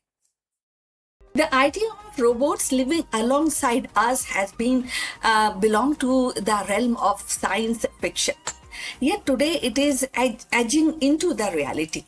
With the debut of AI-powered robot designed specially for home use, the boundary between futuristic imagination and everyday life is dissolving. These machines are no longer confined to factory floors or research labs. They are stepping into kitchen, living room, bedroom, promising to transform the domestic routine. The debut of AI robots for domestic use is not just a technological milestone, it is a cultural one also. It sparks curiosity, inspires hope, ignites debate. So, are we welcoming helpful assistants into our lives or surveillance device disguised as a companion? The answer may shape not only the future of our household but also the broader relationship between human and intelligent machine.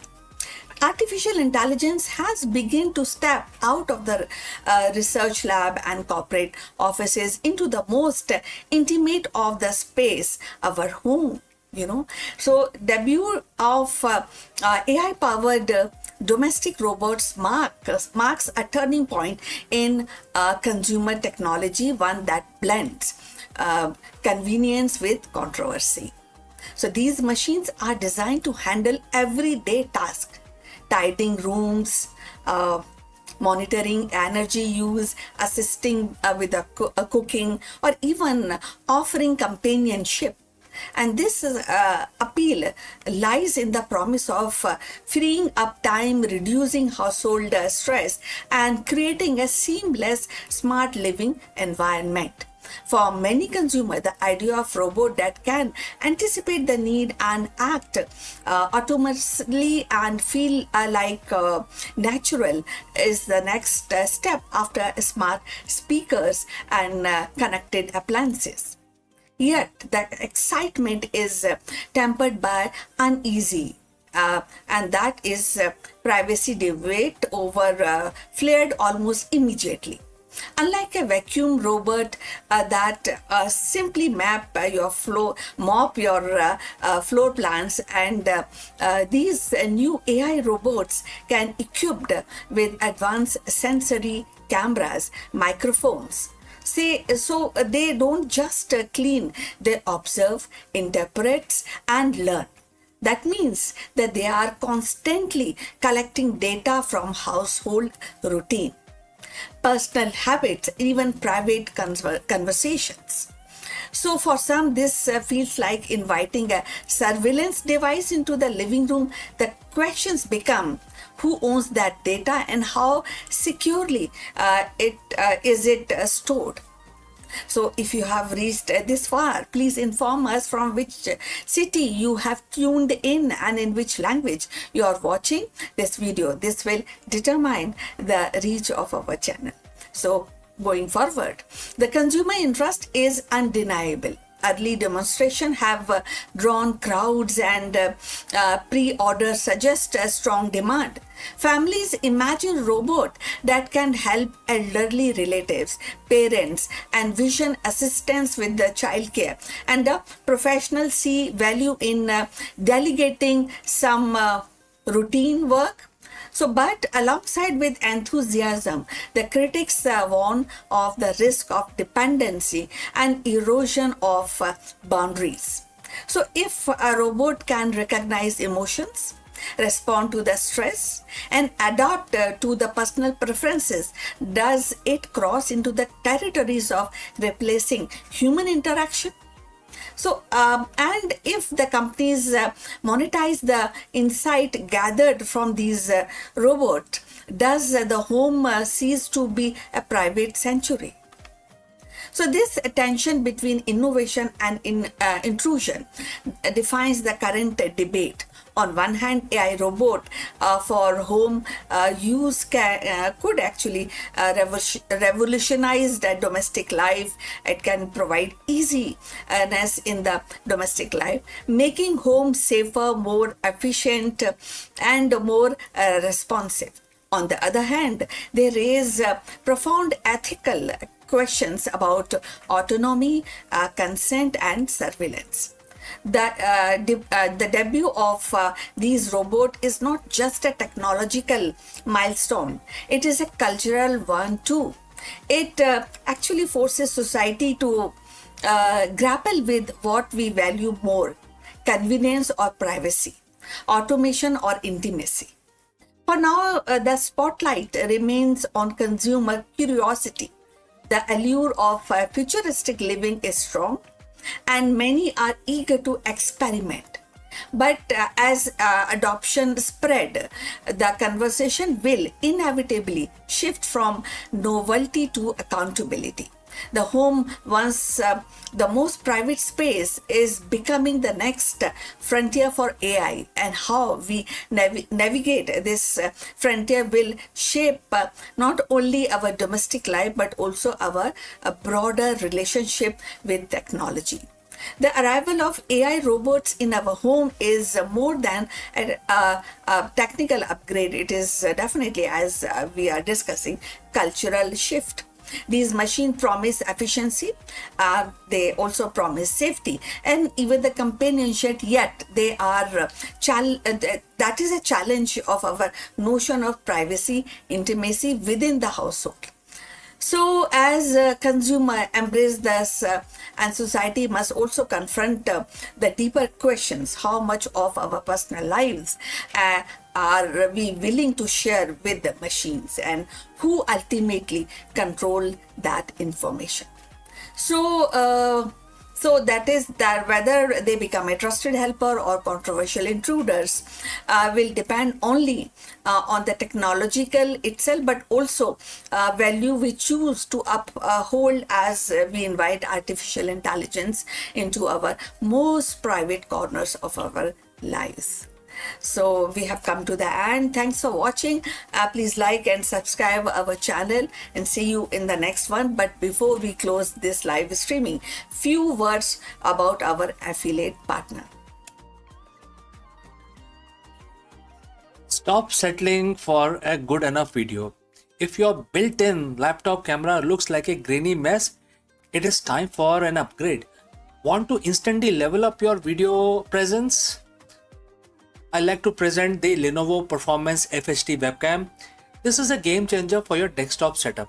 Technically, this is packed. It has a very sensitive RGB sensor, very crisp photographs it takes. Also comes with two microphones on board, which helps you to record very clear voice in stereophonic format. And these microphones are very sensitive. You can actually move away from the camera up to 2 meters, and these microphones will pick up your voice without any problem. This is a very strong piece. This is very sturdy. Comes with tripod ready. Comes with a very long leash, so it gives you a lot of flexibility to place the webcam wherever you want to keep in your studio. And also it has a swivel base, which is also very handy. So if you want to basically level up your game and you want to pick up this camera at a discount, please click on the link here or scan the QR code. Now let's get back to our video. Hello friends and namaskaram. In a landmark deal that reshapes the global AI landscape, Meta has officially partnered with Reliance Industries to build its first ever AI-enabled data centers in India. Located in Jamnagar, Gujarat, this 168 megawatt facility is more than just infrastructure. It is a clear signal that India is rapidly becoming the backbone of the next generation of artificial intelligence. Let us explore this further. Hello everyone, my name is CK and welcome back to Akulmach Business. If you have been following the global tech landscape, you know the narrative has shifted. For years, the story of artificial intelligence was written almost exclusively in Silicon Valley. But today, the center of gravity is moving. Just day before yesterday, on June 10th, 2026, we saw a watershed movement. Meta has officially announced its first build-to-suit AI data center in India, located in Jamnagar, Gujarat, in partnership with Reliance Industries. We are talking about massive 168 megawatt facility that will eventually power some of the most advanced AI workloads on this planet. So friends, if you have reached this far, please inform us from which city you have tuned in and which language you are watching this video. This will help us determine the reach of our channel. Alright, but why India? Why is a global giant like Meta pouring such massive capital into our backyard? Today we are going to peel back the layers of this strategy. This isn't just about servers, it's about the intelligence era. Let's look at the logistics. Why Jamnagar? Reliance isn't building a warehouse, because usually all the big business of Reliance, which are bulk in nature, are all located in Jamnagar. So they are building a hyperscale campus. This facility isn't just powered by the grid, it is designed for sustainability using renewable energy and desalinated seawater for cooling. Meta is covering the cost to ensure this just isn't just big, it is efficient. And look at the geography. Jamnagar sits right next to the key undersea cable landing station.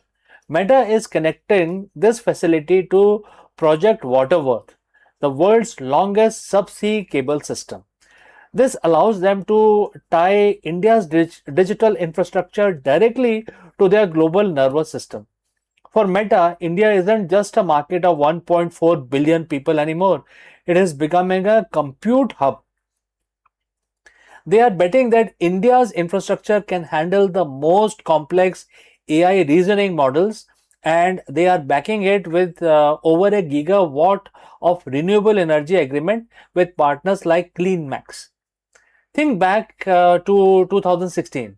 The conversation in India was about the cost of the data. We led a revolution that made the internet accessible for everyone. Mukesh Ambani said recently, India cannot afford to rent intelligence. Therefore, we will have to reduce the cost of intelligence as dramatically as we did with the cost of data. And that is the mission. Meta's partnership with Reliance and their joint venture in artificial intelligence is aimed at democratizing high-end AI tools. And what is that we are talking about here? We're talking about starting with business agents, automating customer services across WhatsApp, Messenger, Instagram for millions of small businesses. Number two, creator assistant, giving the massive Indian creator economy the tools to analyze performance and generate content in real time. Meta is betting that if they provide the tool for intelligence, the Indian market will build the solution on top of it. So why are they doing this now? Because the data is undeniably very important. A recent BCG report shows that India leads the world in workplace AI adoption. 97% of the Indian managers are using AI regularly. We aren't just consumers of technology, we are at its most enthusiastic implementers. When you combine our demography dividend, our massive technical talent pool, and now this world class infrastructure that Meta and Reliance are laying down, you got an ecosystem that is perfectly primed for a particular scaling. A global giant realized that if they want to win in AI, they don't just need to sell to India, they need to build in India. So, what does this mean for people like you and me? For the developers, for the business owners, and for the students watching this channel? It means the barriers to entry for AI innovation is collapsing. With the level of infrastructure, India is transitioning from service provider to global hub for AI driven transformation. We are no longer just outsourcing work, we are insourcing the intelligence revolution. As we see these data centers come online over the next 2 years, keep a close eye on the applications being built here. We are entering an era where your local business, your education system, your career will be powered by compute capacity that was previously unimaginable. So friends, once again, my name is CK and this is Akulmach Business. If you found this deep dive valuable, hit that like button, subscribe subscribe to the channel, and let me know in the comments, do you think India will become the #1 global destination for AI development by 2030? Let us discuss it more, and I await your messages and opinions. See you in the next one.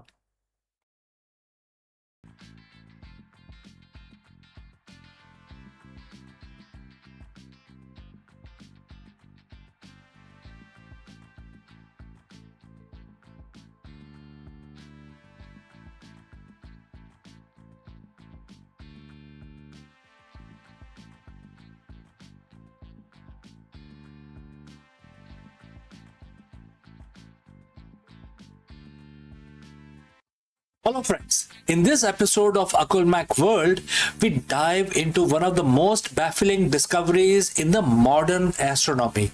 And that is about a galaxy core that refuses to move. Current astrophysical models dictate that the galactical center, driven by a supermassive black hole, and the gravitational dynamics should exhibit specific rotation patterns. Yet, we have found a motionless core that completely defies the laws of physics. Is there a glitch in our observational technology, or we have discovered a fundamental flaw in our understanding of gravity and the cosmic evolution? Let's go and explore this further. Imagine you're watching a ballet. The dancers are fluid, moving in perfect rhythmic harmony. Suddenly, one dancer stops. They didn't stumble, they didn't slow down, they just freeze. They remain perfectly motionless while the rest of the stage continues its complex choreography. It's impossible, right? In the vast clockwork theater of our universe, galaxies are the ultimate dancers. For decades, we have relied on fundamental laws of gravity, angular momentum, and the sheer inertia of moving massive structures to explain why every galaxy we observe is spinning. But what if I told you that we have discovered a galaxy that defies this very basic logic? A galaxy core so still, so eerily static that it shouldn't exist according to our current astrophysical models. Today, on Akulmach World, we are stepping into the physics' newest nightmare. We are going to pull back the curtain on the motionless galaxy core, explore why it shatters our understanding of the cosmic evolution, and ask the ultimate question: is our map of universe fundamentally flawed? So friend, if you have reached this far, please inform us from which city you have tuned in and in which language you are watching this video. This will help us determine the reach of our channel. Now let's proceed further.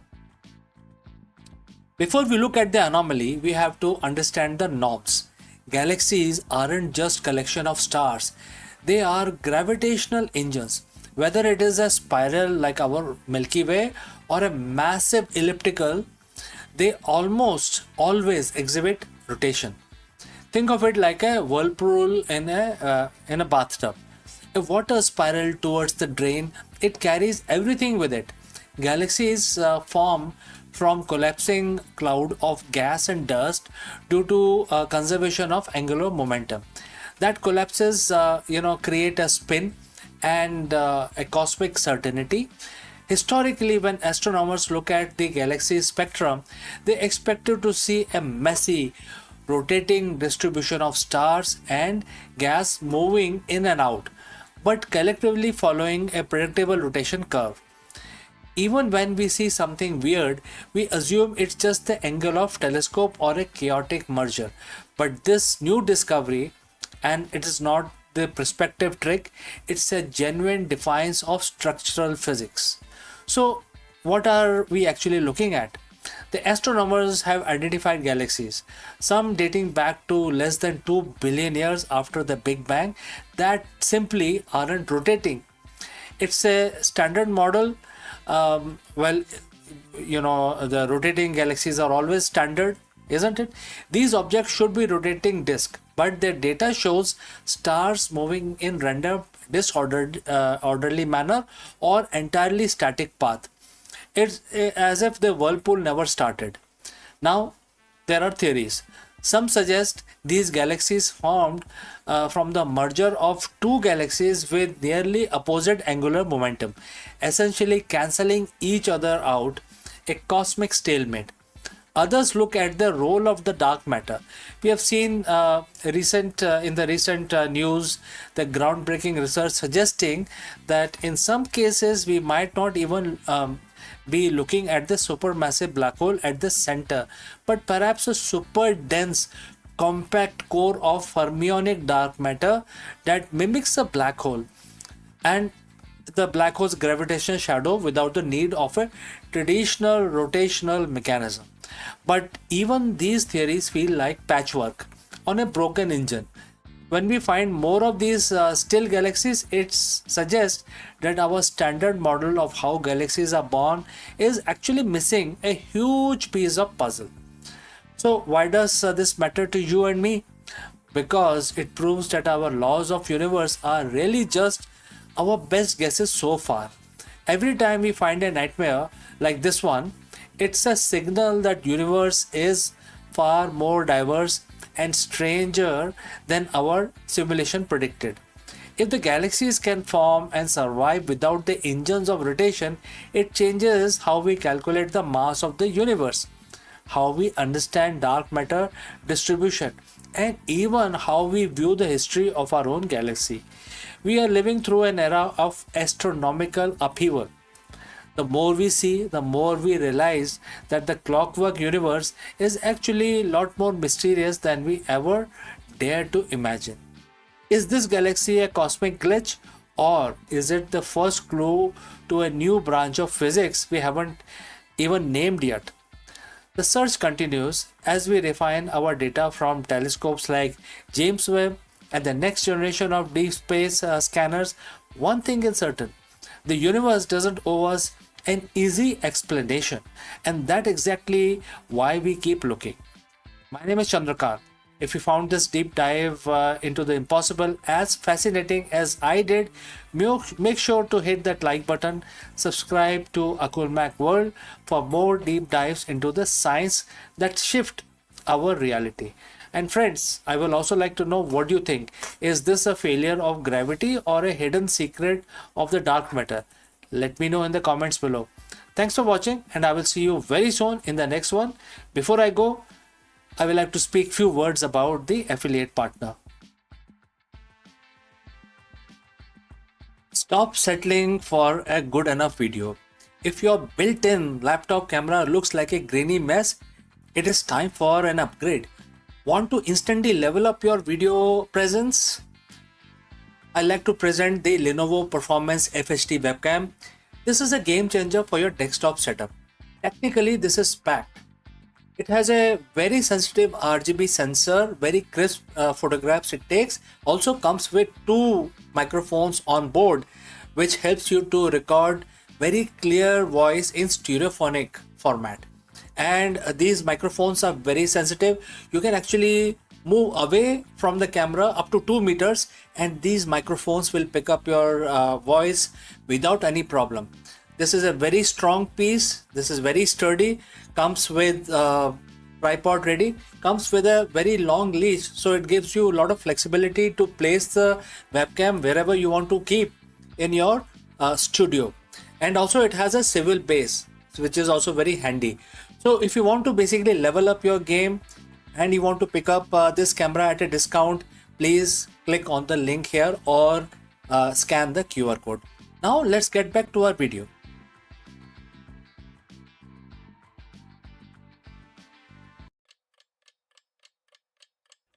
A new eye is about to open upon the universe. An eye so wide it will sweep the heavens like no telescope before. The Nancy Grace Roman Space Telescope is not just about any other machine. It is a cartographer of the cosmos poised to chart 1 lakh unseen world and the rogue wanderers that drift starless through the dark. With mirror that rivals Hubble and the field of view 100 times greater, Roman will transform the night sky into a living atlas. Each planet a pin of possibility, each rogue world a story untold. This is not merely a science, it is exploration on the scale that redefines imagination. Romans gaze still stitch together galaxies, measure the invisible hand of dark energies, and reveal that universe is not sparse but teeming, restless, alive.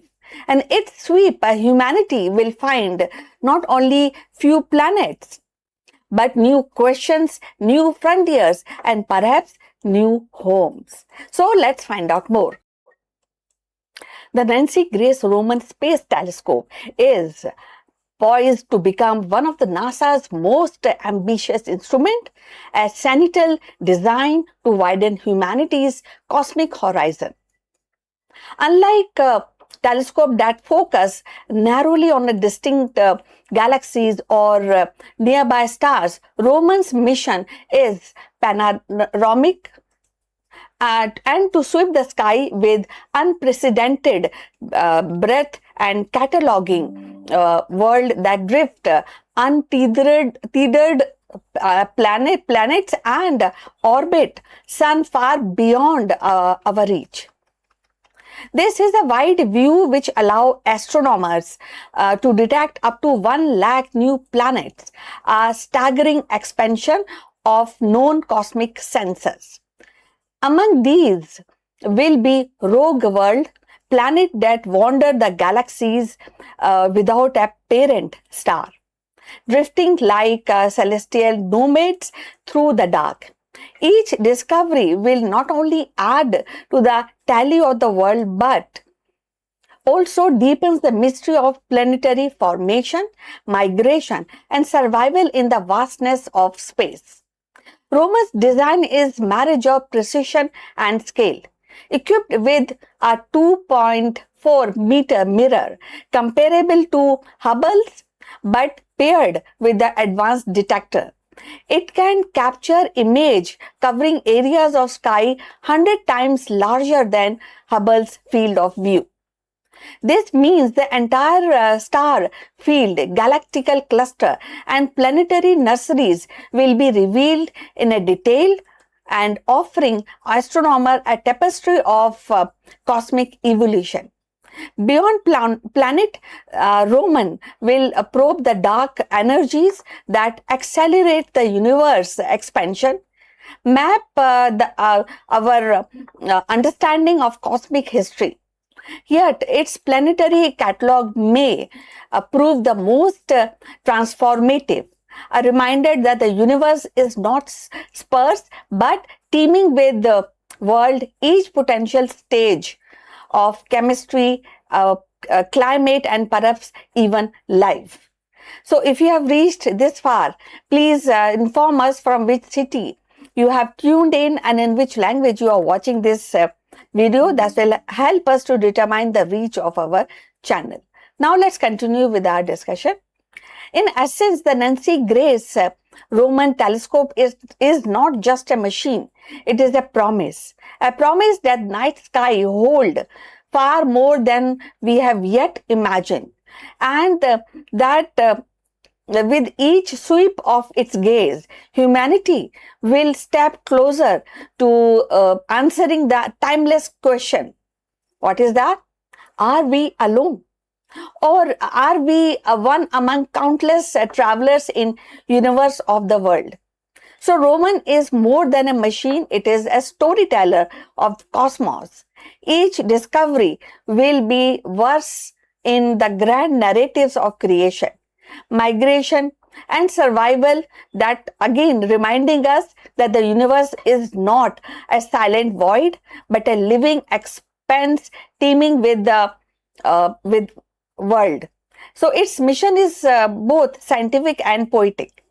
To measure the invisible force of dark energy, to map galaxies like constellations of history, and to show us that the night sky is richer than our imagination dares. As Roman prepare to open its gaze, it carries with it the hope that somewhere among these countless worlds lies the answer of our most enduring question. So, in a sweep of Roman's vision, the universe will no longer be a distant mystery, but a vast, untold atlas of world. Each one a reminder that the cosmos is alive, infinite, and waiting to be known.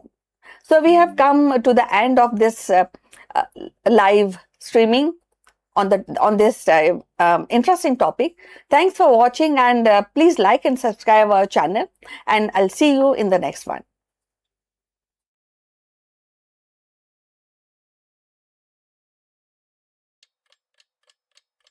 In the hallowed halls of Vedic debates, where sages wrestle with the mysteries of existence, one voice arose with fearless clarity, a woman's voice.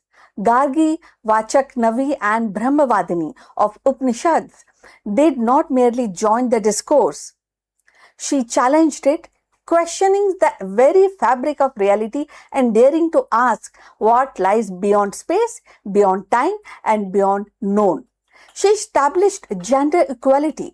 For her, the presence in the Upanishadic assemblies demonstrated the wisdom was not confined to men, but accessible to all seekers. Her courage was not conquest of land, but conquest of thoughts.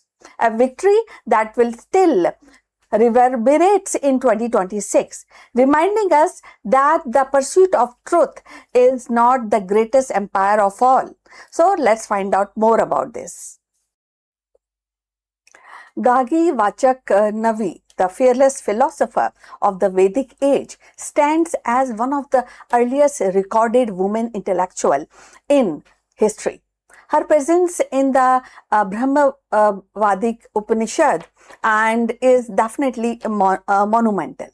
She remembered as for engaging in profound debates with Yajna Valkya, one of the greatest sage of her time. Gagi's achievement was not merely her participation in philosophical discourse. It was her audacity to question very nature of existence, matter, and infinite at a time when the women's voice were really given a space in public intellectual life.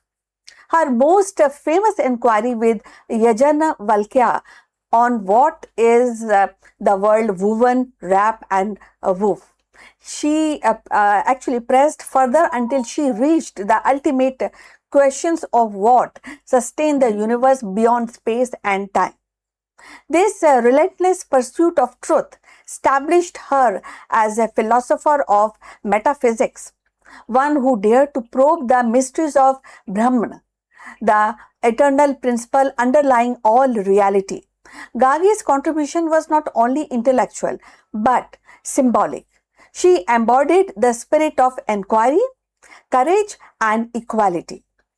So, if you have reached this far, please inform us from which city you are tuned in and in which language you are watching this video. This will help us to determine the reach of our channel. So, moving forward, in 2026, Gargi's legacy reverberates in multiple ways.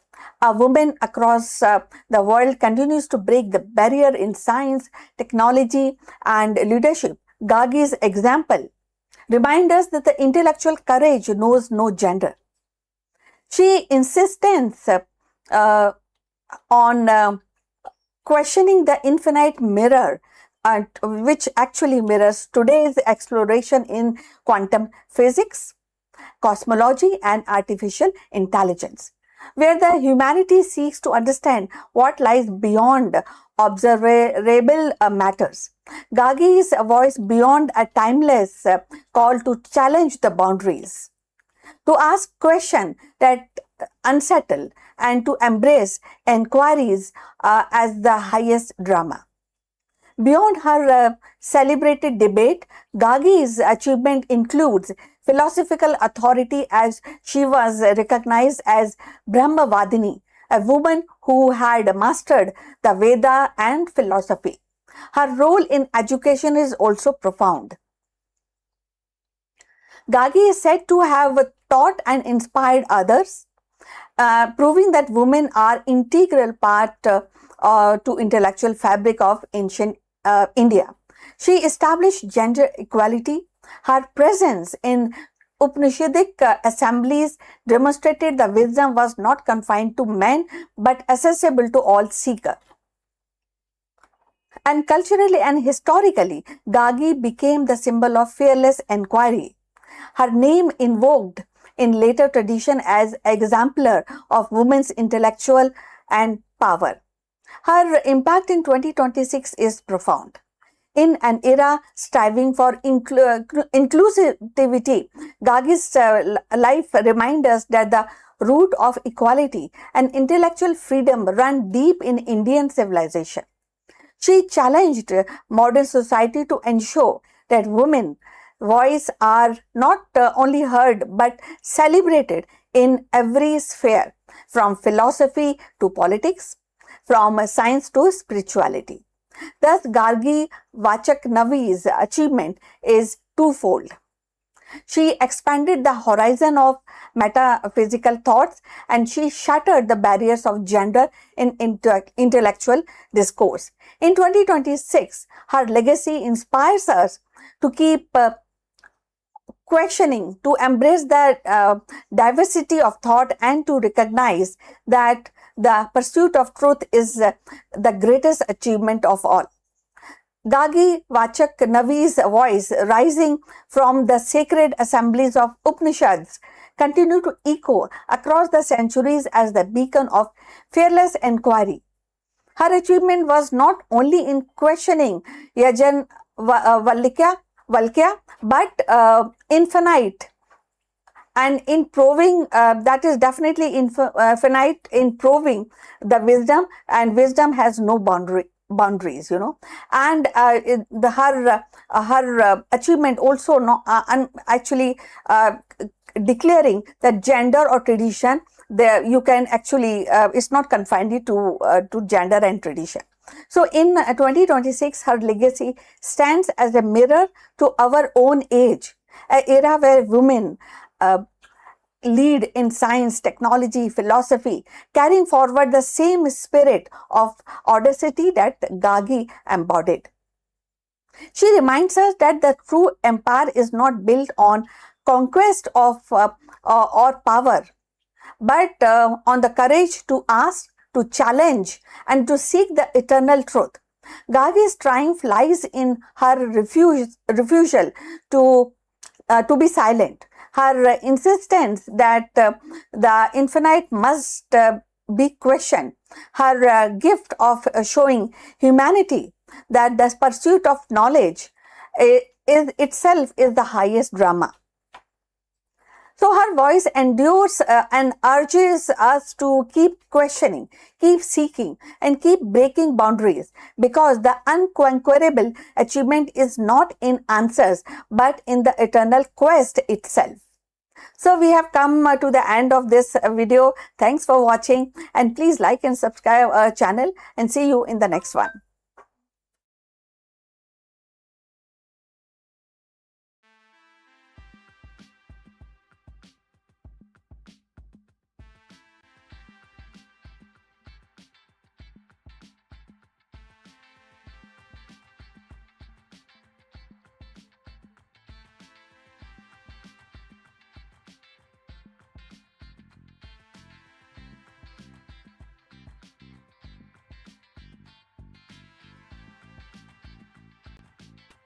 Hello, friends.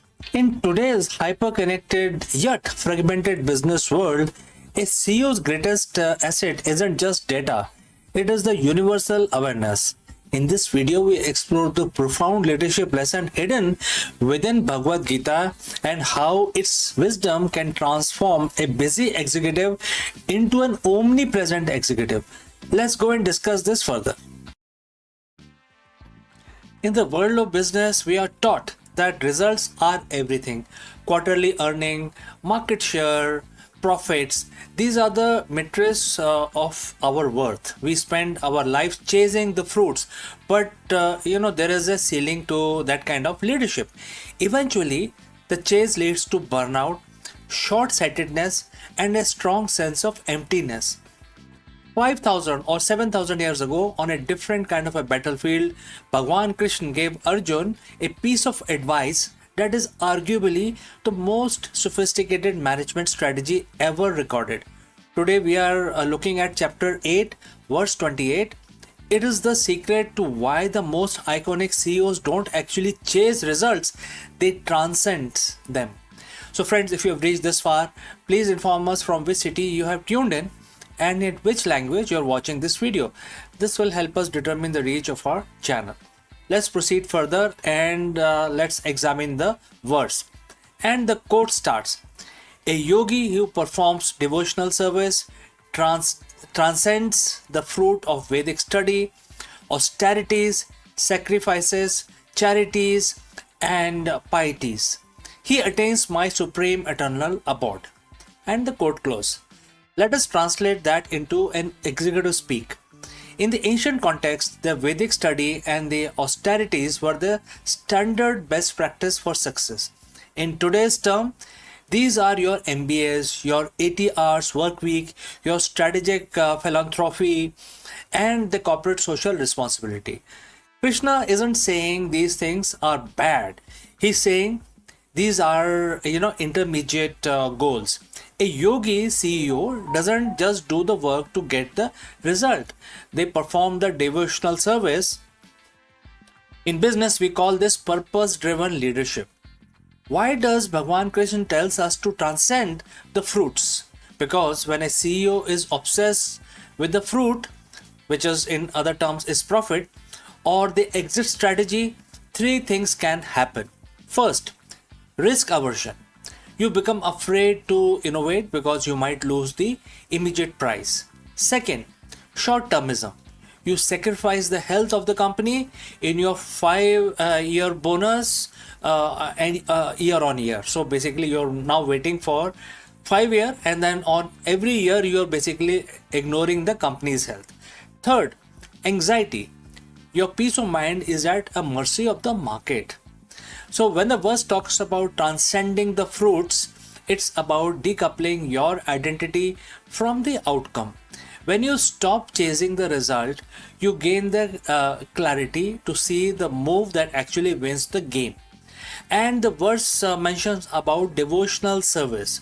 For a CEO, this doesn't mean you have to be in a temple. It means your work is an offering to a higher mission.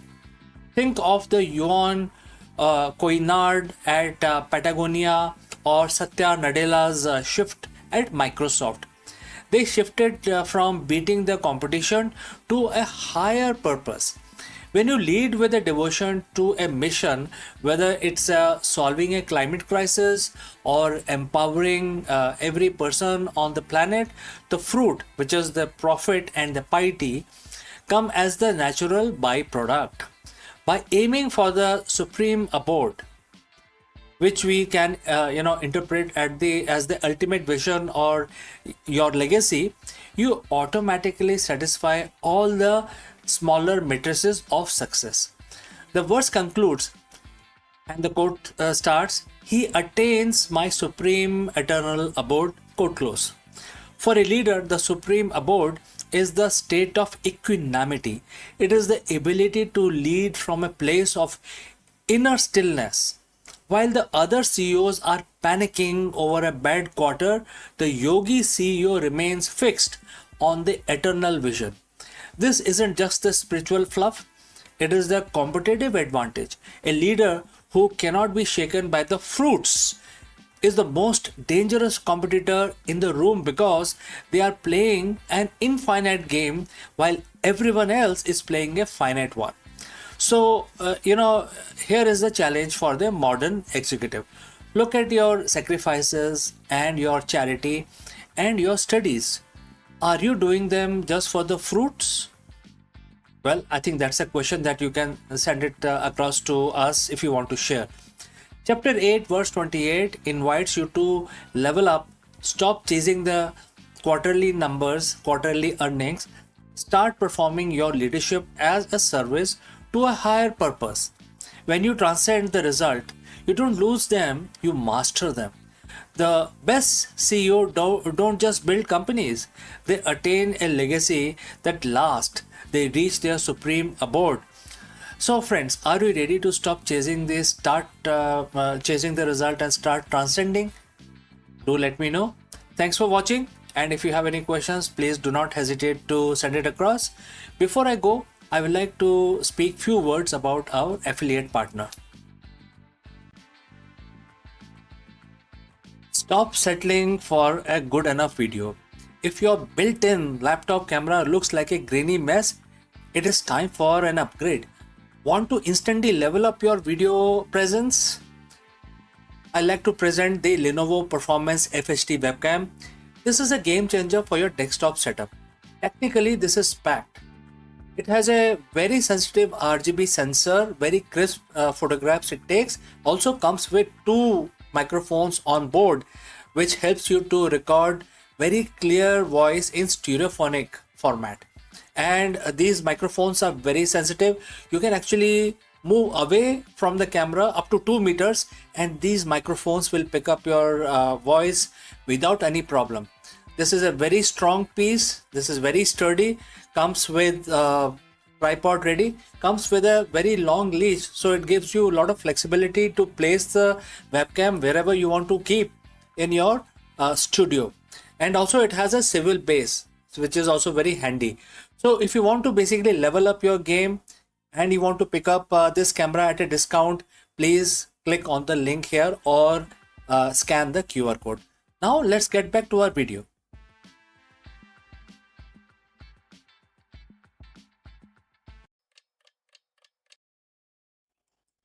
नमस्कार दोस्तों, आप सभी का स्वागत है। और आज तो मंगलवार का दिन है, आपको सबको ज्ञात है। और आज तारीख क्या है? 16 तारीख है, 16 जून। तो सबको पता है मंगलवार का जो दिन है वो हनुमान जी के लिए समर्पित है। तो आज के दिन हम अपना दिन शुरू करेंगे, अपना जो वर्किंग डे है वो शुरू करेंगे भगवान जी की पूजा करके, हनुमान जी की पूजा करेंगे। और इस पूजा में हम हनुमान चालीसा का उच्चारण करेंगे, रिसाइटेशन करेंगे। तो आप सब हमारे साथ जुड़ें और हनुमान चालीसा का रिसाइटेशन हमारे साथ जुड़ के करें, इससे काफ़ी फ़ायदा होता है। चलिए आँख बंद करके ध्यान कर लेते हैं और भगवान जी का हम नमन शुरू करते हैं। सबसे पहले जय श्री राम। श्री गुरु चरण सरोज रज, निजमन मुकुर सुधार, बरनौ रघुवर बिमल जसु, जो दायक फलचार। बुद्धिहीन तनु जानिके, सुमरो पवन कुमार, बल बुद्धि विद्या देहु मोहे, हरेउ क्लेश विकार। जय हनुमान ज्ञान गुण सागर, जय कपीस तेहु लोक उजागर। राम दूत अतुलित बल धामा, अंजनी पुत्र पवन सुत नामा। महावीर विक्रम बजरंगी, कुमति निवार सुमत के संगी। कंचन वरन विराज सुबेसा, कानन कुंडल कुंचित केसा। हाथ वज्र ओ ध्वजा विराजे, कांधे मूज जनेऊ साजे। शंकर सुवन केसरी नंदन, तेज प्रताप महाजगबंदन। विद्यावान गुणी अति चातुर, राम काज करवे को आतुर। प्रभु चरित्र सुनवे को रसिया, राम लखन सीता मन बसिया। सूक्ष्म रूप धरी सिंह दिखावा, विकट रूप धरी लंक जरावा। भीम रूप धरी असुर सहारे, रामचंद्र जी के काज संवारे। लाए सजीवन लखन जी आए, श्री रघुवीर हर्ष उर लाए। रघुपत कीनी बहुत बड़ाई, तुम मम प्रिय भरत संभाई। सहस बदन तुमरो यश गावे, अस कहि श्रीपति कंठ लगावे। सनकादि ब्रह्मादि मुनीसा, नारद सारद सहित अहिसा। जम कुबेर दिक्पाल जहाँ थे, कवि कोविद कही सके कहाँ थे। तुम उपकार सुग्रीव वही कीना, राम मिलाए राजपद दीना। तुमरो मंत्र विभीषण माना, लंकेश्वर भय सब जग जाना। जुग सहस्त्र जोजन पर भानु, लियो ताहि मधुर फल जानु। प्रभु मुद्रिका मेल मुख माही, जल दिलांग गए अचरज नाही। दुर्गम काज जगत के जेते, सुगम अनुग्रह तुम्हरे तेते। राम दुआरे तुम रखवाले, होत न आज्ञा बिन पैसारे। सब सुख लहें तुम्हारी सरना, तुम रक्षक काहू को डरना। आपन तेज समारो आपे, तीनों लोग हाँकते कापे। भूत पिशाच निकट नहीं आवे, महावीर जब नाम सुनावे। नासे रोग हरे सब पीरा, जपत निरंतर हनुमत बीरा। संकट ते हनुमान छुड़ावे, मन क्रम वचन ध्यान जो लावे। सब पर राम तपस्वी राजा, तिनके काज सकल तुम साजा। और मनोरथ जो कोई लाए, सोई अमित जीवन फल पाए। चारों युग प्रताप तुम्हारा, है प्रसिद्धि जगत उजियारा। साधु संत के तुम रखवाले, असुर निकंदन राम दुआरे। असिद्धि नौ निधि के दाता, असवर दीन जानकी माता। राम रसायन तुमरे पासा, सदा रो रघुपति के दासा। तुमरे भजन राम को पावे, जन्म जन्म के दुख बिसरावे। अंत काल रघुवरपुर जाई, जहाँ जन्म हरि भक्त कहाई। और देवता चित न धरे, हनुमत से ही सब सुख करे। संकट कटे मिटे सब पीरा, जो सुमरे हनुमत बलबीरा। जय जय जय हनुमान गुसाई, कृपा करो गुरुदेव की नाई। जो सतपार पाठ कर कोई, छूटे ही बंदी महासुख होई। जो ये पढ़े हनुमान चालीसा, होय सिद्धि साखी गौरी सा।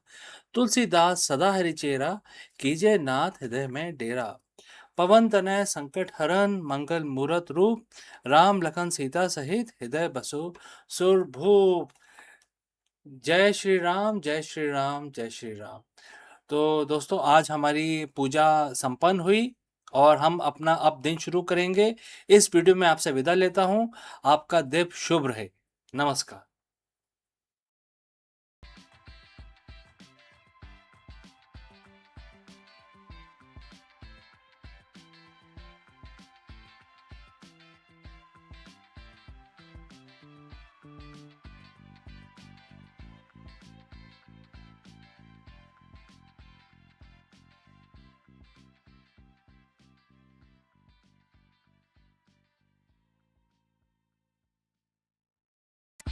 The universe has always carried secrets in silence, but sometimes silence trembles.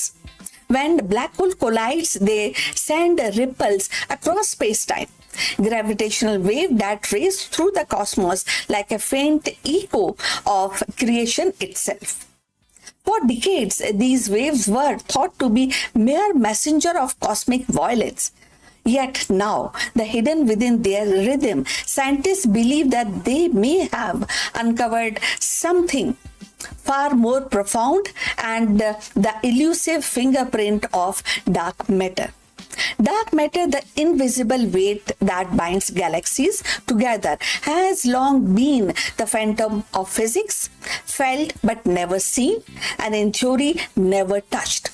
And now that through the subtle distortion in space-time music, It may finally be whispering its presence. Imagine the cosmos itself humming within the hidden chorus, a song carried not by the light but by gravity's most delicate thread. And that is the story unfolding today, the possibility that the gravitational waves are not just echoes of collisions, but for the first time, the audible clues to the shadowing substance that shape our universe. So let's find out more.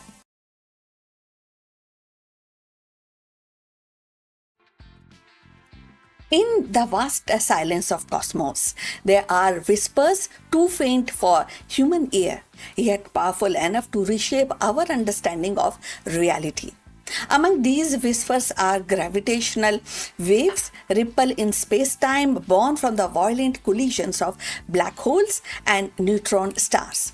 For years, the scientists have listened to these waves as a messenger of cataclysm of event, but now they may be carrying a deeper secret and evidence of dark matter itself. So, going forward, the dark matter has long been the phantom of physics. It does not shine, it does not absorb, it does not scatter light. It is invisible, detectable only through its gravitational pull on galaxies and clusters. We know its existence because the cosmos behave as if the weight down by an unseen mass. Yet, despite decades of searching, no particle detectors has captured it. No telescope has revealed its glow, and it has remained in a shadow, elusive and untouchable. So, if you have reached this far, please inform us from which city you have tuned in and in which language you are watching this video. This will help us to determine the reach of our channel. So, going forward about these waves, but gravitational waves offer a new lens. When two black hole spiral together and merge, the wave that they emit carry the imprint of everything in their environment. If the dark matter surrounds them, if it pools in the halos or the clumps near their event horizons, its presence subtly alter the rhythm of the collision. The wave stretch differently and the frequency shift. The echoes linger longer than expected. These deviations are faint, buried in noise, but with the sensitive detectors like Virgo and Kagra, the scientists are beginning to tease them, listen them, and bring the information out. Recent analysis suggests that some recorded signals cannot be explained by ordinary physics alone. The pattern hint at an invisible partner tugging at the dance of a black hole and dark matter interacting not through the light but through the gravity's most delicate thread. Imagine two massive black holes colliding and their spiral slowed ever so lightly by the halo of unseen particles. And the resulting wave carries that story across the billions of light years and arriving at Earth as a faint tremor in space-time. If confirmed, this will be definitely revolutionary. It would mean that the dark matter is not merely a passive backdrop, but an active participant in the cosmic drama. It would provide the first direct evidence of its distribution around compact objects, offering clues to its nature, whether it is made of exotic particles, primordial black holes, or something stranger still. And that we have to really find out. We have to look towards the physicists for their new findings. The implication ripple outward.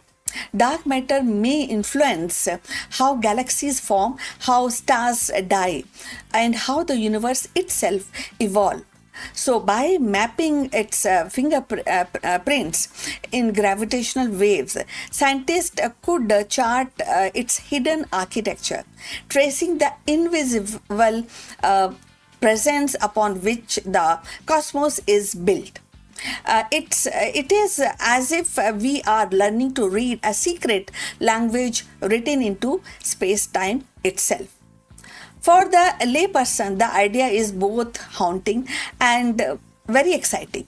We live in a universe where most of the matter is unseen, yet it shapes everything we know. Now, through the faintest vibrations of space time, we may finally be hearing its voice.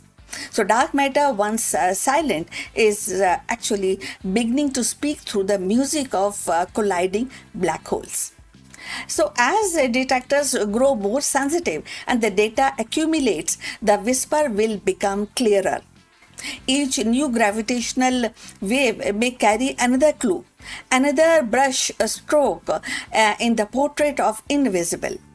And in that portrait lies the possibility of solving one of the greatest mysteries of modern science. And that is, what is a dark matter that binds the universe together? The journey is far from over, but the path has been illuminated. Gravitational waves are no longer just echoes of cosmic violence, they are the guides into unseen thread leading to us towards the shady heart of existence. The search for the dark matter has always been felt like chasing a shadow across the star. Yet now, through the faint tremors of space-time, the shadow begins to take form. The gravitational waves are no longer just echoes of cosmic collision. They are becoming the voice of invisible, the rhythm of unseen, and each ripple carries us closer to unveiling the hidden universe, and where the dark matter silently shapes galaxies, stars, and destiny of creation itself. Perhaps the greatest revelation is not that we are finally hearing the dark matter, but that the universe has been singing all along. We simply need to learn how to listen. So now we have come to the end of this video. Thanks for watching. Please like and subscribe our channel and see you in the next one. But before we end, few words from our affiliate partner. Stop settling for a good enough video. If your built-in laptop camera looks like a grainy mess, it is time for an upgrade. Want to instantly level up your video presence? I like to present the Lenovo Performance FHD webcam. This is a game changer for your desktop setup. Technically, this is packed. It has a very sensitive RGB sensor, very crisp photographs it takes. Also comes with 2 microphones on board, which helps you to record very clear voice in stereophonic format. And these microphones are very sensitive. You can actually move away from the camera up to 2 meters and these microphones will pick up your voice without any problem. This is a very strong piece. This is very sturdy. Comes with tripod ready. Comes with a very long leash, so it gives you a lot of flexibility to place the webcam wherever you want to keep in your studio. And also it has a swivel base, which is also very handy. So if you want to basically level up your game and you want to pick up this camera at a discount, please click on the link here or scan the QR code. Now let's get back to our video.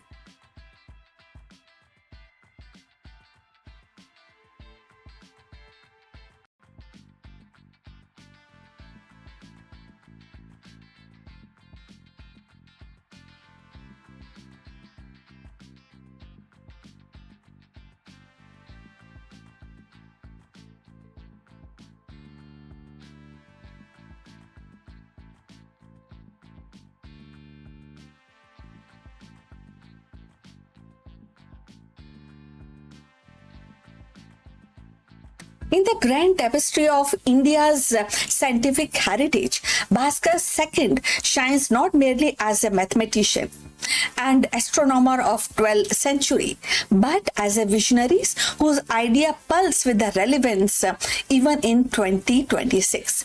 Known as Bhaskaracharya, he was no commentator like Bhaskar I, but a creator, an architect of original thought who dared to see the infinity in numbers and in harmony in heavens. His Siddhanta Shiromani was more than a trustee. It was a symphony of arithmetic, algebra, astronomy, geometry, weaving poetry with precision. Centuries before Newton, Bhaskar glimpsed the essence of calculus, describing the rate of change and infinitesimals with startling clarity. So let's find out more about him. Bhaskar II, often honored with the title Bhaskaracharya, teacher Bhaskar, stands as one of the towering figure of India's mathematical and astronomical tradition. Living in 12th century CE, he carried forward the legacy of Aryabhat and Brahmagupta, but with a brilliance that gave his work a distinct identity. Unlike Bhaskar I, who was primarily a commentator on Aryabhat's treatise, Bhaskar II was a creator of original systems, a synthesizer of knowledge, and a visionary whose insight continues to ripple through the corridors of science even in 2026. His magnum opus, the Siddhanta Shiromani, is divided into 4 parts. First is Leelavati. If we translate it in English, it is arithmetic. Then Bij Ganit, that is algebra, and Grah Ganit, that is astronomy, and the Gola Adhyay, that is sphere. So each section reveals a mind deeply attuned to both the abstract and the elegance of mathematics and the practical demands of astronomy. In Leelavati, that is arithmetic, Bhaskar II introduced a problem that blended poetic imagination with rigorous calculation, making mathematics not only a discipline of logic but also a craft of beauty. And his algebraic treatise, Bij Ganit, advanced method of solving equation, including work of quadratic and the interdeterminate equation, laying the foundation of that kind of calculation and that kind of maths that resonate with the modern algorithm and thinking, mathematical thinking. So if you have reached this far, please inform us from which city you have tuned in and which language you are watching this video. This will help us to determine the reach of our channel. So moving forward on Bhaskar II, perhaps the most striking was his grasp of calculus centuries before Newton. And Bhaskar II described the concept akin to derivatives, and not that the rate of change of a planet's position could be understood through the infinitesimal increments. And his recognition of the principle that a quantity can approach zero yet refrain the meaning was a profound leap, anticipating the calculus that now underpins the physics, engineering, and the artificial intelligence. In 2026, as the humanity builds quantum computers and design AI systems that rely on continuous optimization, the Bhaskar's early vision of limits and the change feel astonishingly precise and prevalent, and definitely it is a theory, it is a concept which is strikingly very modern. So in his astronomical contribution were equally transformative because now Bhaskar II refined the planetary models, calculated the eclipse with the remarkable accuracy, and emphasized the cycle nature of celestial phenomena. He understood the gravity as the force pulling objects towards the earth, a concept, a seed that would later blossom in Newton's formulations. For future generation, his insistence on precision and his blend of observation with the theory remain model of scientific integrity. In an age where the space exploration and the satellite navigation defined the global progress, Bhaskar's method reminds us that the root of orbital mechanism stretch deep into India's intellectual soil. The importance of Bhaskar's second work for 2026 and beyond lies not only in its historical brilliance but in its enduring relevance. His approach, integrating imagination, rigors, and applicability, offers a template for modern science education.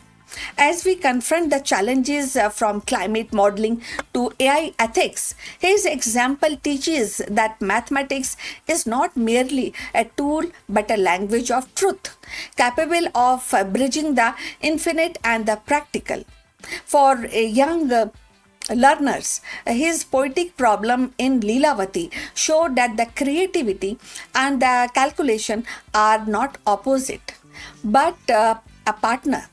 For researchers, his proto-calculus demonstrate that innovation often begins with the daring to see the pattern where the other see the chaos. So Bhaskar II's legacy is thus a beacon of future generation. He reminds us that science is a continuum where the ancient insight can illuminate the modern frontiers. So in 2026, as humanity stands at the threshold of interplanetary travel and the artificial intelligence, Bhaskar's voice echoes across the centuries. And that knowledge, when pursued with imagination and discipline, can transcend into time, culture, and geography. And his contribution are not a relic of the past, but a living principle urging us to carry forward the torch of discovery with humility and definitely a wonder. Now, Bhaskar's second brilliance was not confined to 12th century. It is a vision cast forward into the ages, and his Siddhant Shurumani reminds and remain a living testament that science is continuum where the ancient insight can illuminate modern frontiers. In 2026, as humanity codes algorithm, explore distant planet and builds a quantum machine, his proto-calculus and the astronomical precision remind us that the roots of innovation lies deep in our shared heritage. For future generation, Bhaskaracharya's legacy is more than a history.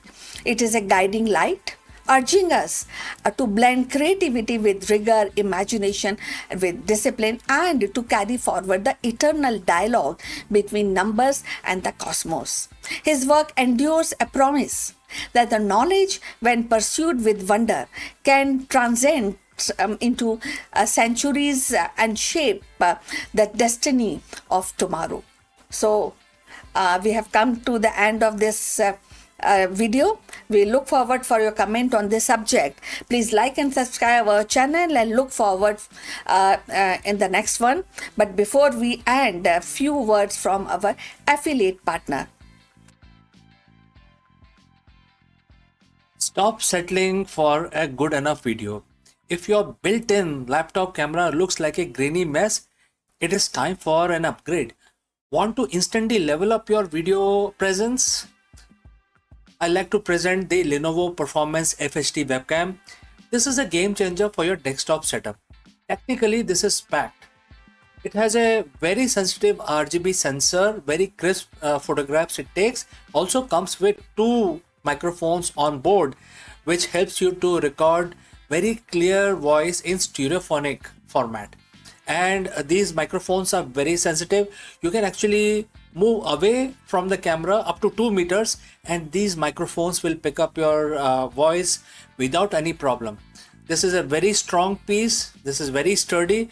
Comes with tripod ready. Comes with a very long leash, so it gives you a lot of flexibility to place the webcam wherever you want to keep in your studio. And also it has a swivel base, which is also very handy. So if you want to basically level up your game and you want to pick up this camera at a discount, please click on the link here or scan the QR code. Now let's get back to our video.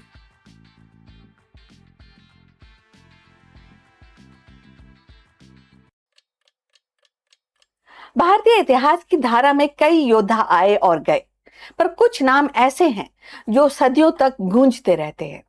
Farid Khan, एक साधारण अफगान सरदार का बेटा, जिसने अपनी योग्यता और साहस से दिल्ली की गद्दी हासिल की और शेर शाह सूरी कहलाया।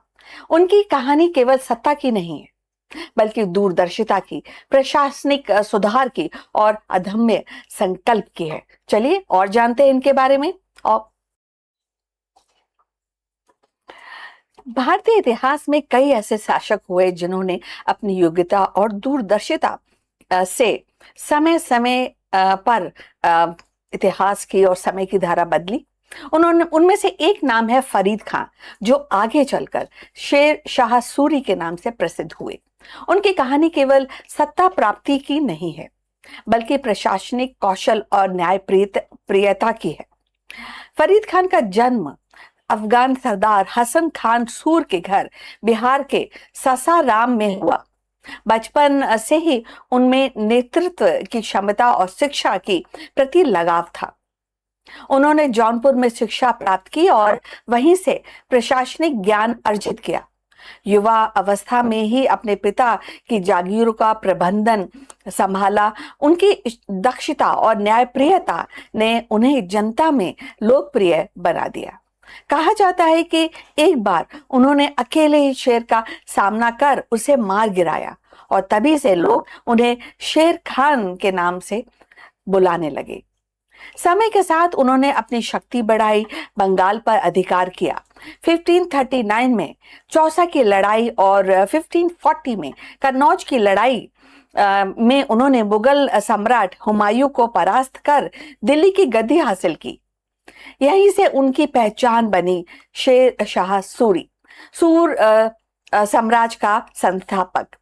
उनका शासन काल केवल 5 वर्षों तक था, यानी कि 1540 से लेकर 1545 तक। और लेकिन इन 5 वर्षों में उन्होंने ऐसे सुधार किए जिनकी गूंज आज भी सुनाई देती है। और आगे बढ़ने से पहले आपसे पूछना चाहेंगे कि अगर आप यहाँ तक पहुंचे हैं तो कृपा करके बताइए कि आप किस शहर से जुड़े हैं हमसे, किस भाषा में आप इस वीडियो को देख रहे हैं। इससे हमारे चैनल की पहुंच को समझने में हमें मदद मिलेगी। और अब चलिए आगे चलते हैं, चर्चा को और आगे बढ़ाते हैं। उन्होंने यानी कि शेर शाह सूरी ने रुपये नामक स्थायी मुद्रा की शुरुआत की, जो आगे चलकर भारतीय अर्थव्यवस्था की रीढ़ बनी। उन्होंने ग्रैंड ट्रंक रोड का विस्तार किया, जो बंगाल से अफगानिस्तान तक फैली और व्यापार और संचार का मुख्य मार्ग बनी। उन्होंने डाक व्यवस्था की भी संगठित किया, डाक व्यवस्था भी चलाई और प्रशासनिक ढांचे को मजबूत किया। कर व्यवस्था में सुधार कर किसानों और व्यापारियों को राहत दी। 1545 में कलिंजर की किले की घेराबंदी के दौरान उनकी मृत्यु हो गई, लेकिन उनकी नीतियां और उनका सुधार इतने प्रभावी थे कि बाद में मुगल सम्राट अकबर ने भी उनसे प्रेरणा ली। शेर शाह सूरी का शासन केवल 5 वर्ष तक चला, लेकिन उनकी नीतियां इतनी प्रभावी थी कि बाद में और लोग, मतलब जो अकबर थे, उन्होंने तो उनसे प्रेरणा ली, बट आगे चल के कई सारे जो एस्पेक्ट्स थे उनकी जो उन्होंने नीतियों के, उसको लोगों ने और शासकों ने अपनाया। अगर कहा जाए कि हालांकि 5 वर्ष का उनका शासन था, बट उनकी विरासत आज भी जीवित है। फरीद खान ने शेर शाह सूरी बनने की ये जो यात्रा है, जो हमें सिखाती है कि साहस, दूरदर्शिता और न्यायप्रियता से कोई भी व्यक्ति इतिहास की धारा बदल सकता है। वे केवल एक विजेता नहीं थे, बल्कि एक महान प्रशासक और दूरदर्शी शासक थे, जिनकी नीतियां भारतीय उपमहाद्वीप की नींव में आज भी गूंजती हैं। फरीद खान का शेर शाह सूरी बनने का जो रास्ता है, वो केवल सत्ता परिवर्तन की कहानी नहीं बताता, बल्कि वे भारतीय इतिहास में दूरदर्शिता, प्रशासनिक कौशल का अद्वितीय उदाहरण है। उन्होंने अल्पकालीन शासक में ही ऐसी नीतियां लागू की जिनकी गूंज आज और आगे भी सदियों तक सुनाई देती रहेंगी, चाहे वो रुपया का स्थायी मुद्रा हो, या ग्रैंड ट्रंक रोड का विस्तार हो, या व्यवस्था में सुधार हो। उनकी गाथा हमें ये सिखाती है कि साहस और संकल्प से हर चीज प्राप्त की जा सकती है। व्यक्ति अपनी पहचान बदल सकता है और इतिहास की धारा को नई दिशा दे सकता है। तो आगे बढ़ने से पहले आपको बता दूं कि शेरशाह सूरी ने डेफिनेटली ये साबित किया कि एक शासक की महानता केवल युद्ध जीतने में नहीं है, बल्कि जनता के जीवन को सरल और सुनिश्चित बनाने में है, जनता के हृदय में अपना स्थान बनाने में है। और शेरशाह सूरी की जो यात्रा है, भारतीय उपमहाद्वीप की एक विरासत का हिस्सा है, जो आज भी हमें प्रेरणा देता है कि नेतृत्व का असली अर्थ न्याय, दूरदर्शिता और जन कल्याण में ही निहित है। अब हम अपनी चर्चा के अंतिम पड़ाव पर पहुंच चुके हैं। कृपा करके हमारे चैनल को लाइक और सब्सक्राइब कीजिए, और अब इस विषय पर अगर आप कुछ अपने कमेंट्स साझा करना चाहते हैं तो यू आर मोस्ट वेलकम, और फिर आपसे दोबारा मुलाकात होगी बहुत जल्द। तब तक के लिए विदा, नमस्कार।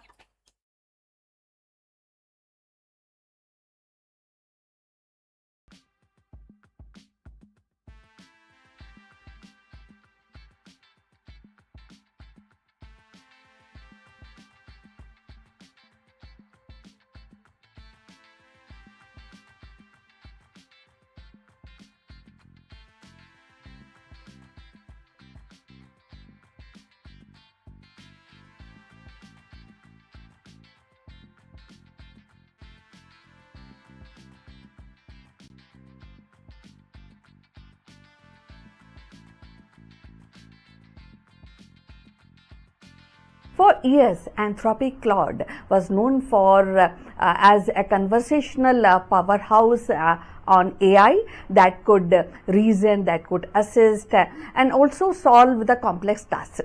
But today, in 2026, the company has decided to redraw the boundaries of creativity.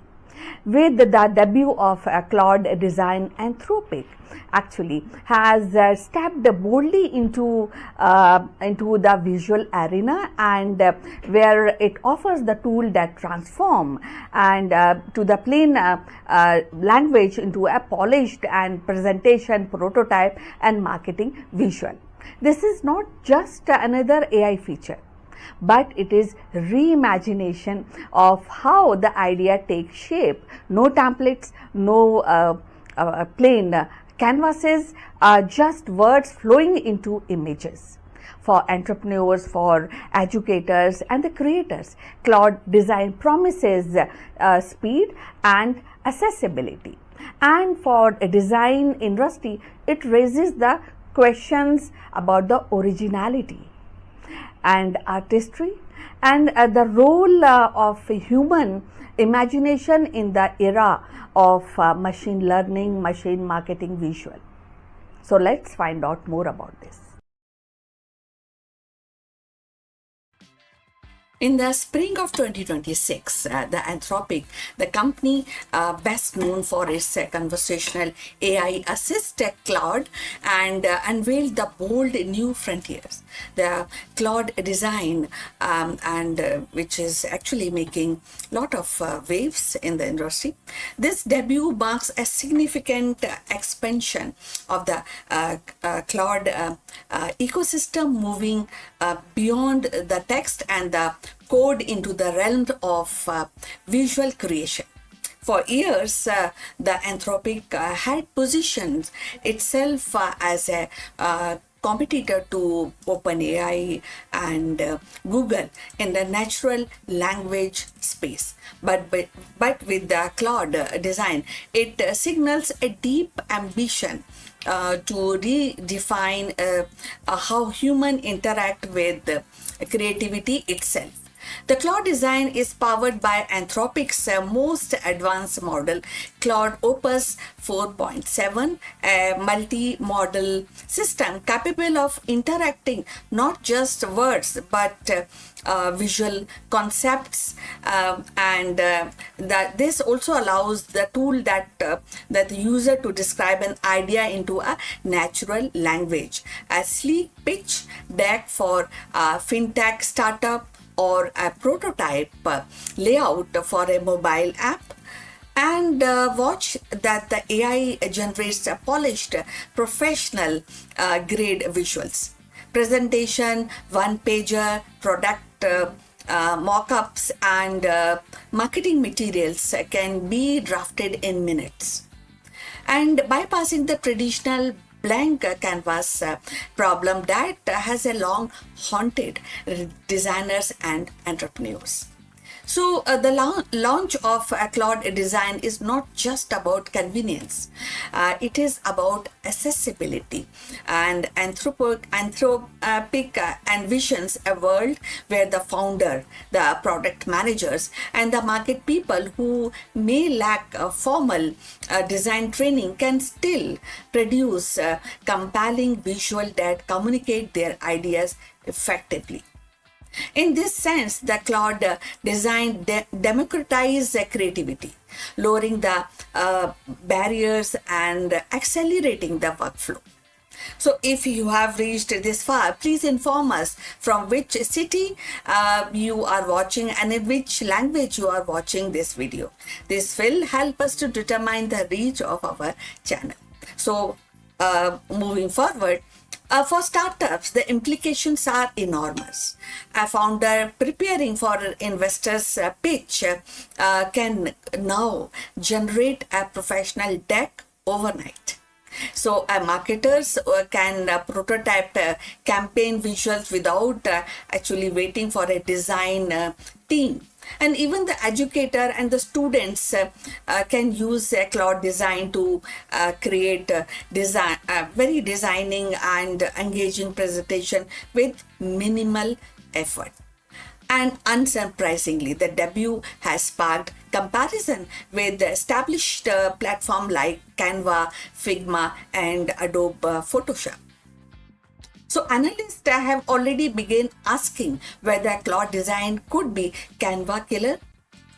While the Canva revolutionized the design by offering templates, drag and drop simplicity, the Claude design goes a step further. It eliminates the need for templates altogether. Instead, it listens to language and interprets the intent and produces the visual that feels tailored to the user's vision. And this shift from template to driven design to AI driven creations could reshape the competitive landscape. If the Claude design succeed, it may force incumbents to integrate deeper AI capabilities into platform, accelerating the industry's evolution. So yet, as with all generative AI, Claude design raises questions. Can AI generated visual truly match the nuances and artistry of human designers? Will the reliance of AI homogenize creativity, producing output that feels polished but lack originality? And what of copyright and ownership? Who truly owns a AI generated design, the user or the algorithm? Now, the critics also warn the ethical risk, and just as the test-based AI has misused to generate misinformation, visual AI could be exploited to create a misleading prototypes, fake branding, or even the counterfeit the documents. The Anthropic insists that safeguards are in place, but the debate is far from the settled. So, you will also agree that there's a turning point in AI creativity which is on rise. The Claude design debut is more than a product launch. It is turning point in the story of AI creativity. For Anthropic, it represents a strategic pivot from being a text first company to embrace the multimodal intelligence. And for user, it offers a glimpse of future where the language itself becomes the interface for the design. Now, when I'm just telling you about this, I also get worried. I am with the critics because nowadays the children are also very tech savvy, and they will love Anthropic Cloud because they can turn their language into a picture which they love most because they hate writing, right? So this is something which I think I need your comments on this. Now, going forward, for a society, it raises the profound question that is there about the role of human artistry in the age where the machine can generate beauty at scale. So, Anthropic cloud design is both exhilarating and unsettling. It promises speed, accessibility, and democratization, but also challenges long-held notion of originality and authorship. As a business educator and creator, experiment with this new tool. The world will have to decide whether AI-led design is a complement to human creativity or a competitor. So in the end, cloud design, it is not just about making visual easier. It is about redefining the very act of creation, turning the words into the images, the ideas into the artifacts. Whether it becomes a cornerstone of a creative economy or a cautionary tale will depend on how wisely we balance innovation with integrity. So we have come to the end. Thanks for watching, and please like and subscribe our channel. So see you in the next one. But before we end, few words about our affiliate partner. Stop settling for a good enough video. If your built-in laptop camera looks like a grainy mess, it is time for an upgrade. Want to instantly level up your video presence? I like to present the Lenovo Performance FHD webcam. This is a game changer for your desktop setup. Technically, this is packed. It has a very sensitive RGB sensor, very crisp photographs it takes. Also comes with 2 microphones on board, which helps you to record very clear voice in stereophonic format. And these microphones are very sensitive. You can actually move away from the camera up to 2 meters, and these microphones will pick up your voice without any problem. This is a very strong piece. This is very sturdy. Comes with tripod ready. Comes with a very long leash, so it gives you a lot of flexibility to place the webcam wherever you want to keep in your studio. And also it has a swivel base, which is also very handy. So if you want to basically level up your game and you want to pick up this camera at a discount, please click on the link here or scan the QR code. Now let's get back to our video.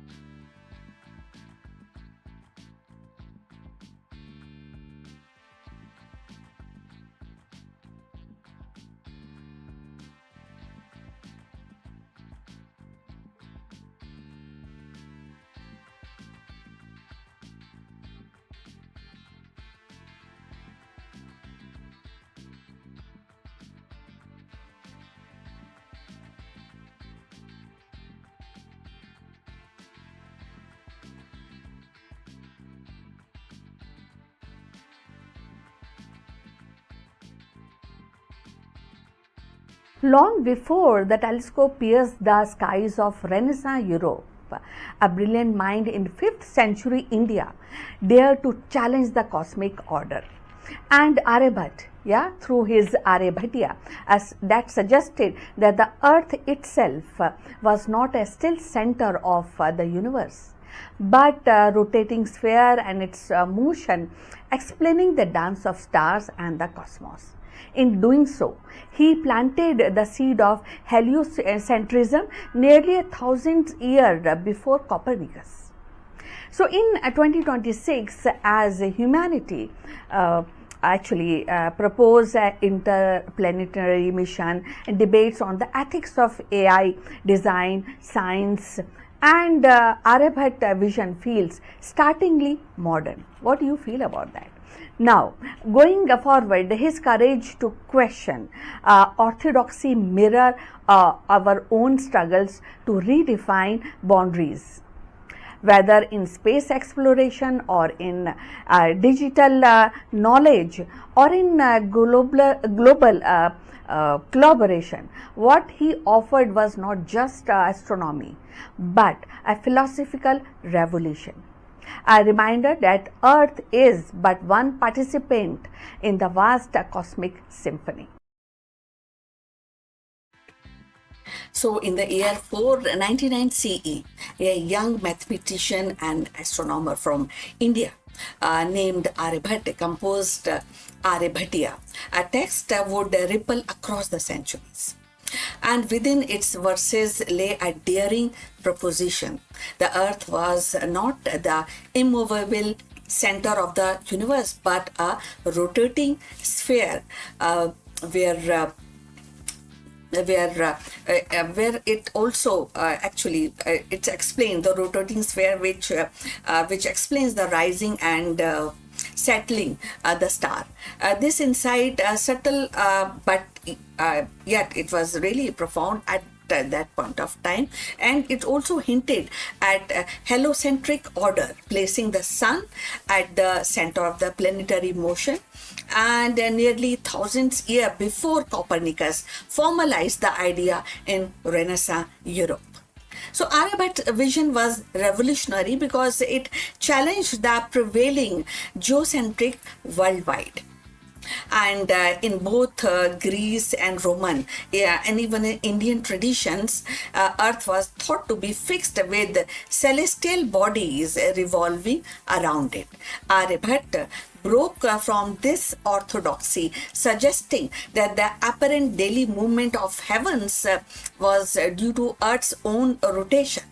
Though his heliocentric leanings were not expressed in the same systematic way as Copernicus, but definitely the seeds of the ideas were unmistakable.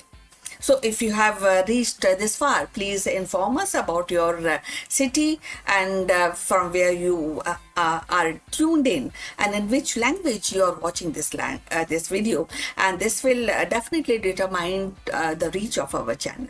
So look forward. And in 2026, the Aryabhat's heliocentric vision resonates in a striking way. Humanity is once again at a crossroad of knowledge, driven not only by a handwritten manuscript, but also about artificial intelligence, global collaboration. And just as Aryabhat challenged the obvious questions, Earth's immobility, today scientists and technologists challenges assumptions about the creativity, about ethics, and the boundaries of machine intelligence. His legacy also speaks to the decolonization of science. For centuries, the narrative of heliocentrism was framed as a European breakthrough. Yet, Aryabhat reminds us that scientific progress has always been global, with the contributors flowing across the cultures and continents. in an era where the India's ISRO launches a mission to Mars and to the moon, reclaiming Aryabhat's place in history is not just about, and it is definitely not just about the pride. It is also about recognizing the shared heritage of human curiosity.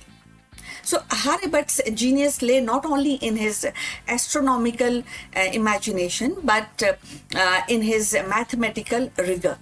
He introduced the trigonometric functions approximately and really very to the point, actually studying and presenting pi with a remarkable accuracy, and devised the method for calculating planetary positions.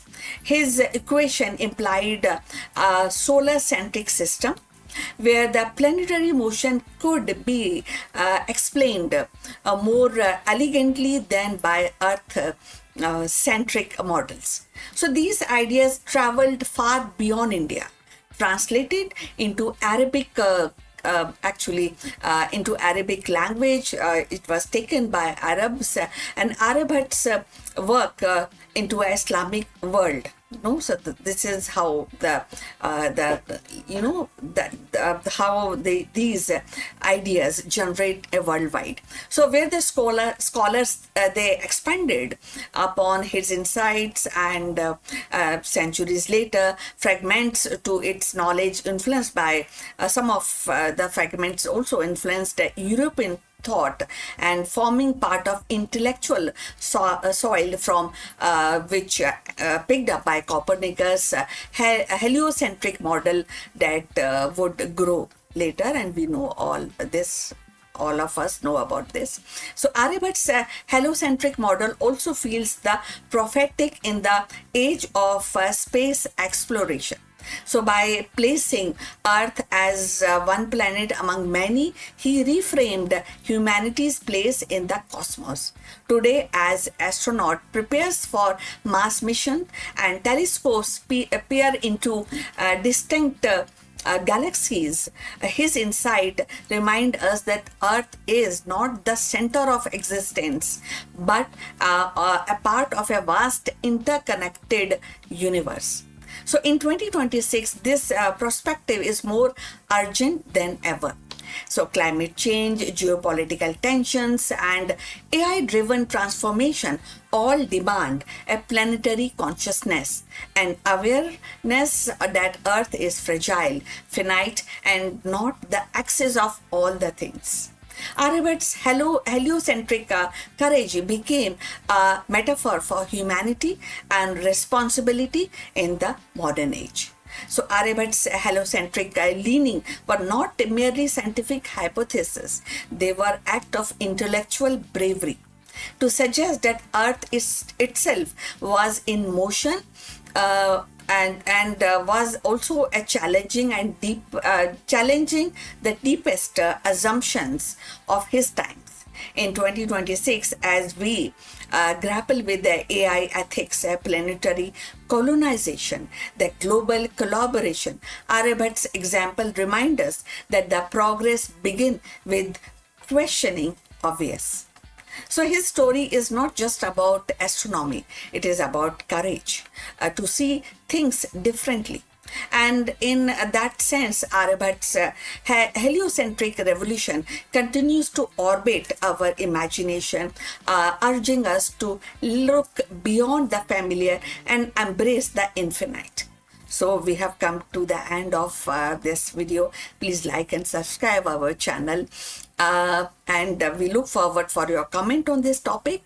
But before we end this video, a few words from our affiliate partner. Stop settling for a good enough video. If your built-in laptop camera looks like a grainy mess, it is time for an upgrade. Want to instantly level up your video presence? I like to present the Lenovo Performance FHD webcam. This is a game changer for your desktop setup. Technically, this is packed. It has a very sensitive RGB sensor, very crisp photographs it takes. Also comes with 2 microphones on board, which helps you to record very clear voice in stereophonic format. And these microphones are very sensitive. You can actually move away from the camera up to 2 meters, and these microphones will pick up your voice without any problem. This is a very strong piece. This is very sturdy. Comes with tripod ready. Comes with a very long leash, so it gives you a lot of flexibility to place the webcam wherever you want to keep in your studio. And also it has a swivel base, which is also very handy. So if you want to basically level up your game and you want to pick up this camera at a discount, please click on the link here or scan the QR code. Now let's get back to our video.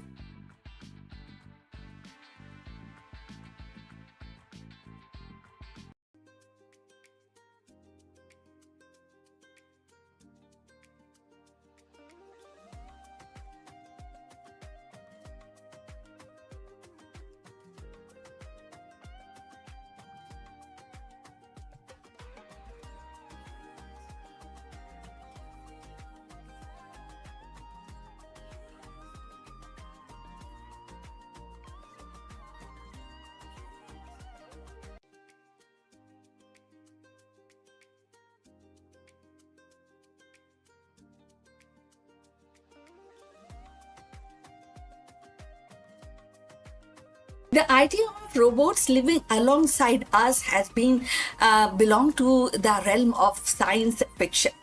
Yet today it is edging into the reality. With the debut of AI-powered robot designed specially for home use, the boundary between futuristic imagination and everyday life is dissolving. These machines are no longer confined to factory floors or research labs. They are stepping into kitchen, living room, bedroom, promising to transform the domestic routine.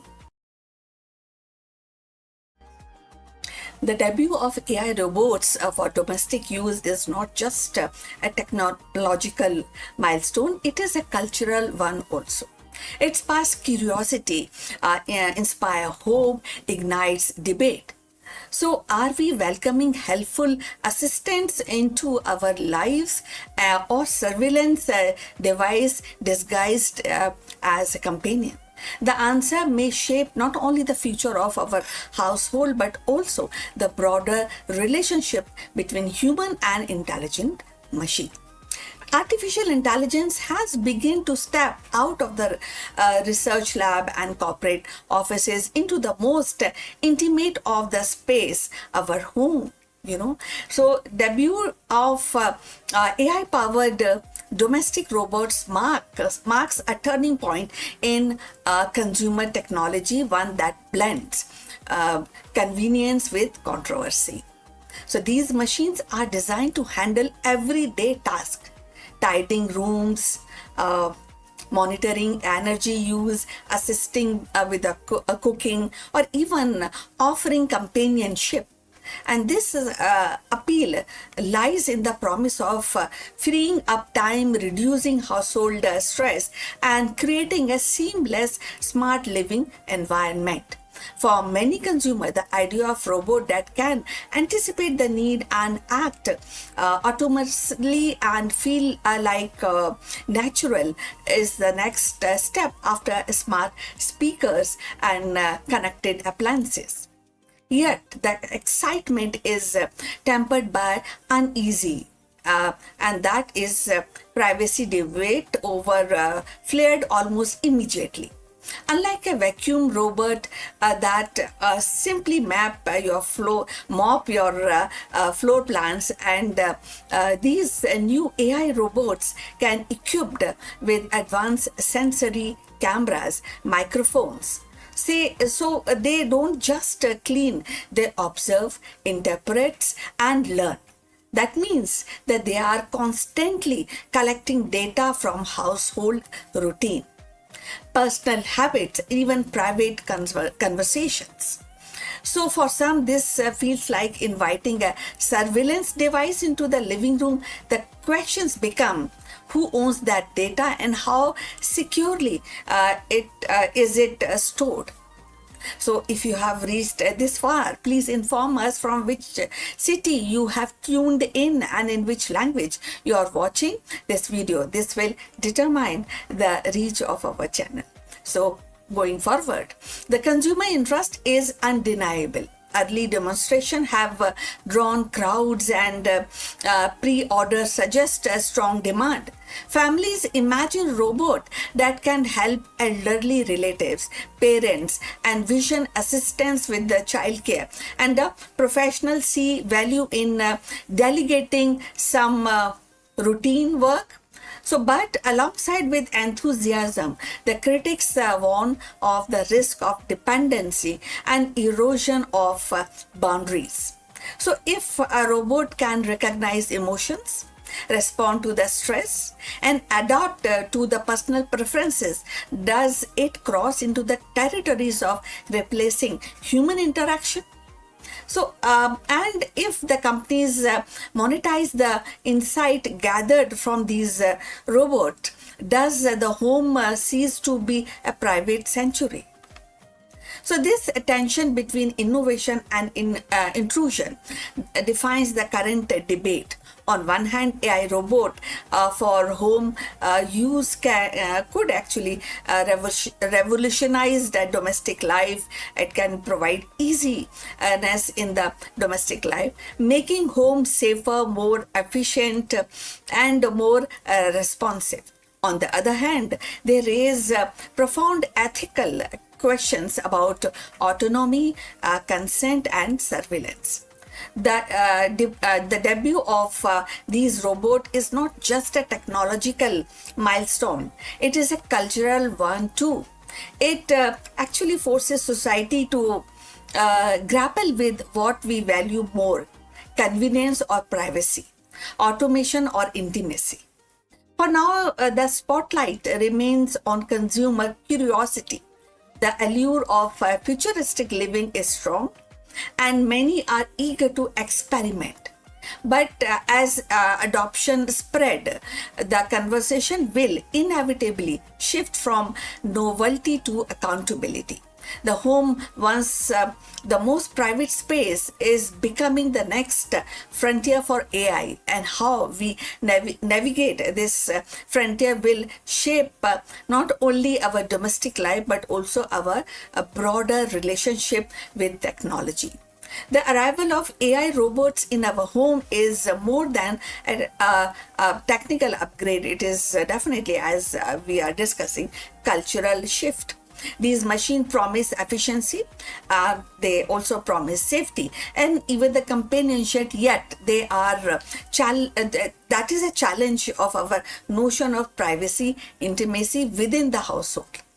So as consumer embrace this, and society must also confront the deeper questions: how much of our personal lives are we willing to share with the machines, and who ultimately control that information?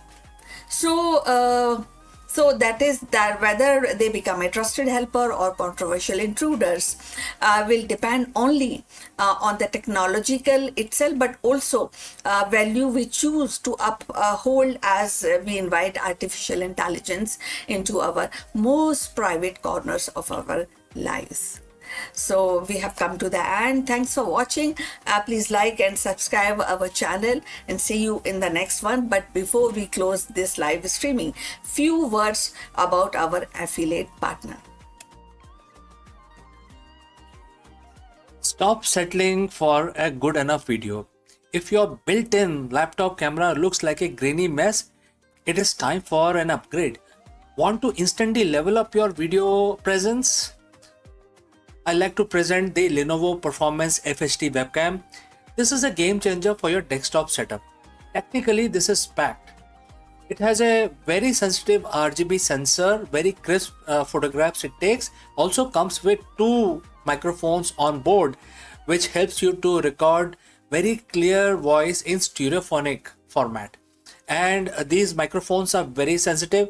You can actually move away from the camera up to 2 meters, and these microphones will pick up your voice without any problem. This is a very strong piece. This is very sturdy. Comes with tripod ready. Comes with a very long leash, so it gives you a lot of flexibility to place the webcam wherever you want to keep in your studio. And also it has a swivel base, which is also very handy. So if you want to basically level up your game and you want to pick up this camera at a discount, please click on the link here or scan the QR code. Now let's get back to our video.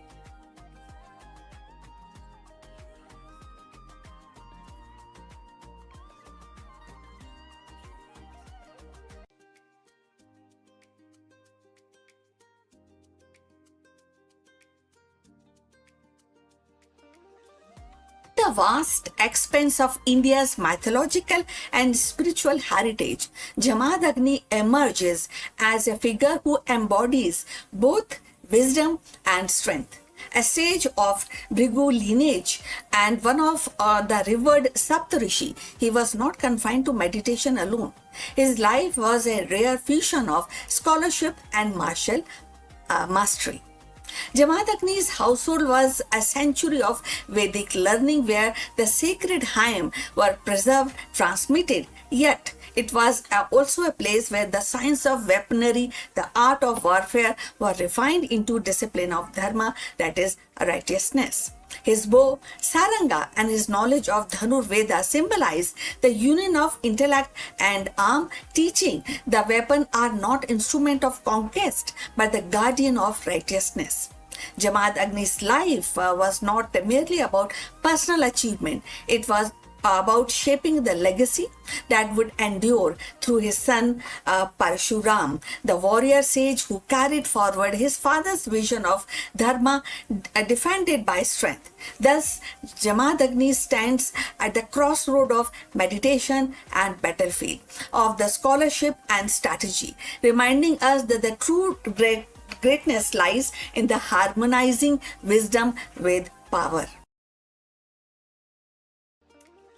In the tapestry of ancient Indian tradition, Jamadagni stands as a figure of profound duality.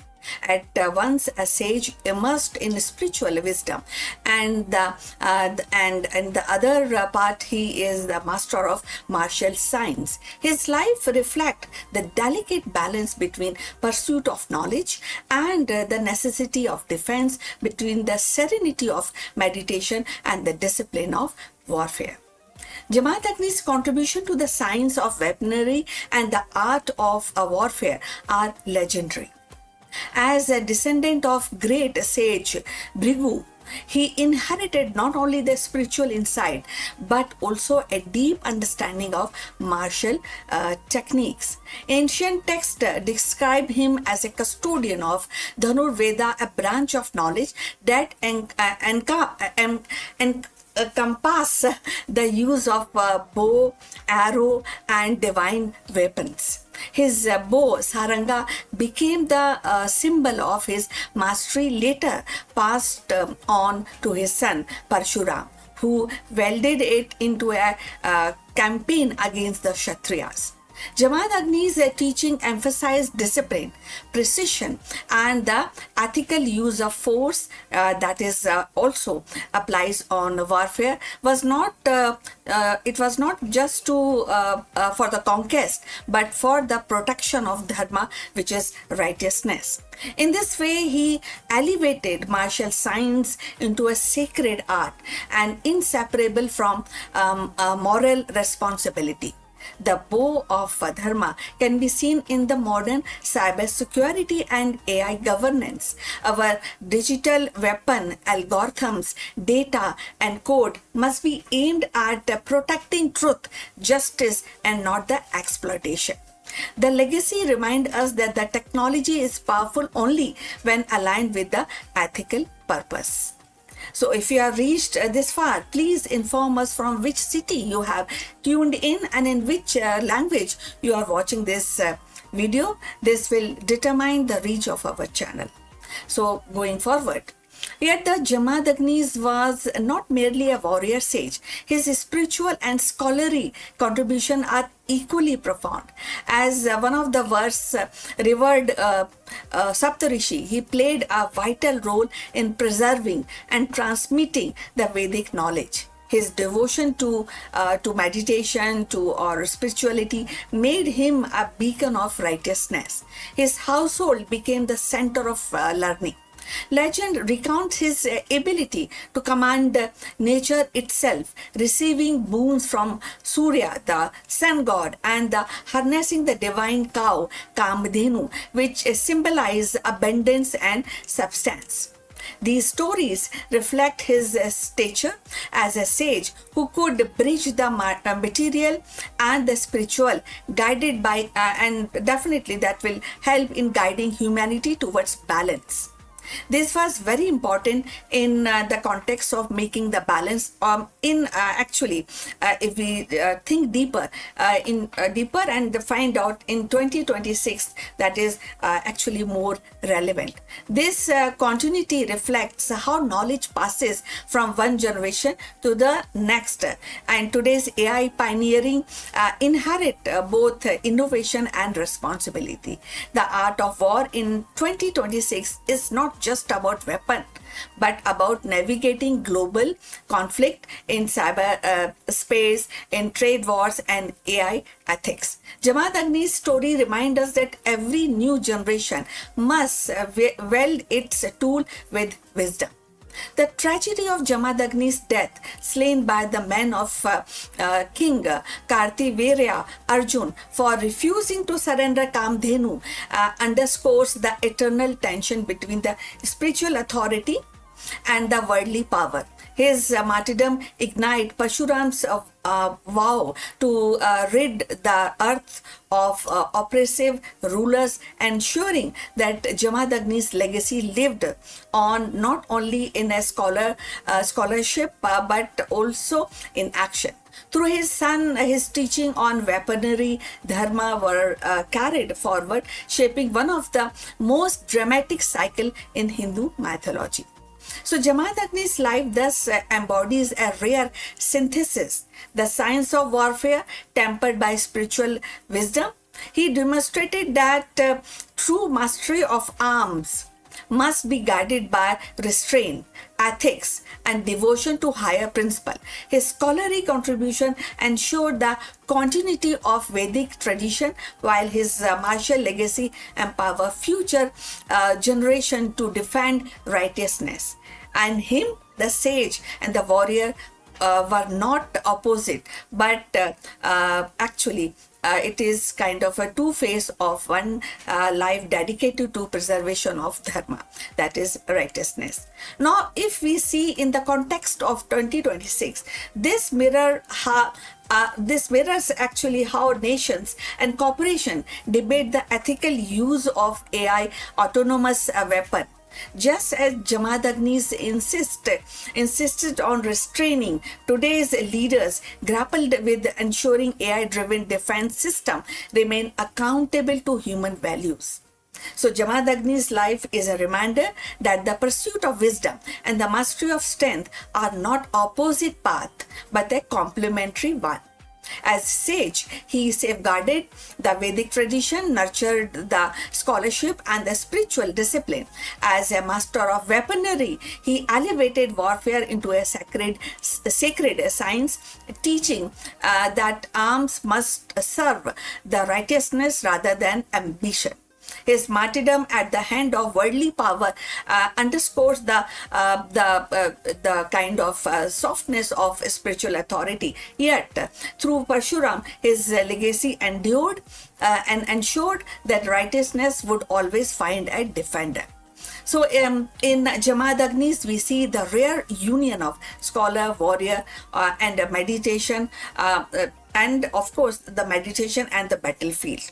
His contribution continues to inspire, remind us that the true greatness lies not in domination, but in harmonizing knowledge with the responsibility and strength with virtue. So Jamaat Agni's contribution lies in his rare synthesis, and also it also reminds us, his story continues to inspire us, remind us that wisdom, strength must walk hand in hand. So please send your comments and subscribe our channel for more insight into Indian mythology and spirituality. See you in the next one. But before we close this live stream, a few words about our affiliate partner. Stop settling for a good enough video. If your built-in laptop camera looks like a grainy mess, it is time for an upgrade. Want to instantly level up your video presence? I like to present the Lenovo Performance FHD webcam. This is a game changer for your desktop setup. Technically, this is packed. It has a very sensitive RGB sensor, very crisp photographs it takes. Also comes with two microphones on board, which helps you to record very clear voice in stereophonic format. And these microphones are very sensitive. You can actually move away from the camera up to 2 meters and these microphones will pick up your voice without any problem. This is a very strong piece. This is very sturdy. Comes with tripod ready, comes with a very long leash, so it gives you a lot of flexibility to place the webcam wherever you want to keep in your studio. And also it has a swivel base, which is also very handy. So if you want to basically level up your game and you want to pick up this camera at a discount, please click on the link here or scan the QR code. Now let's get back to our video.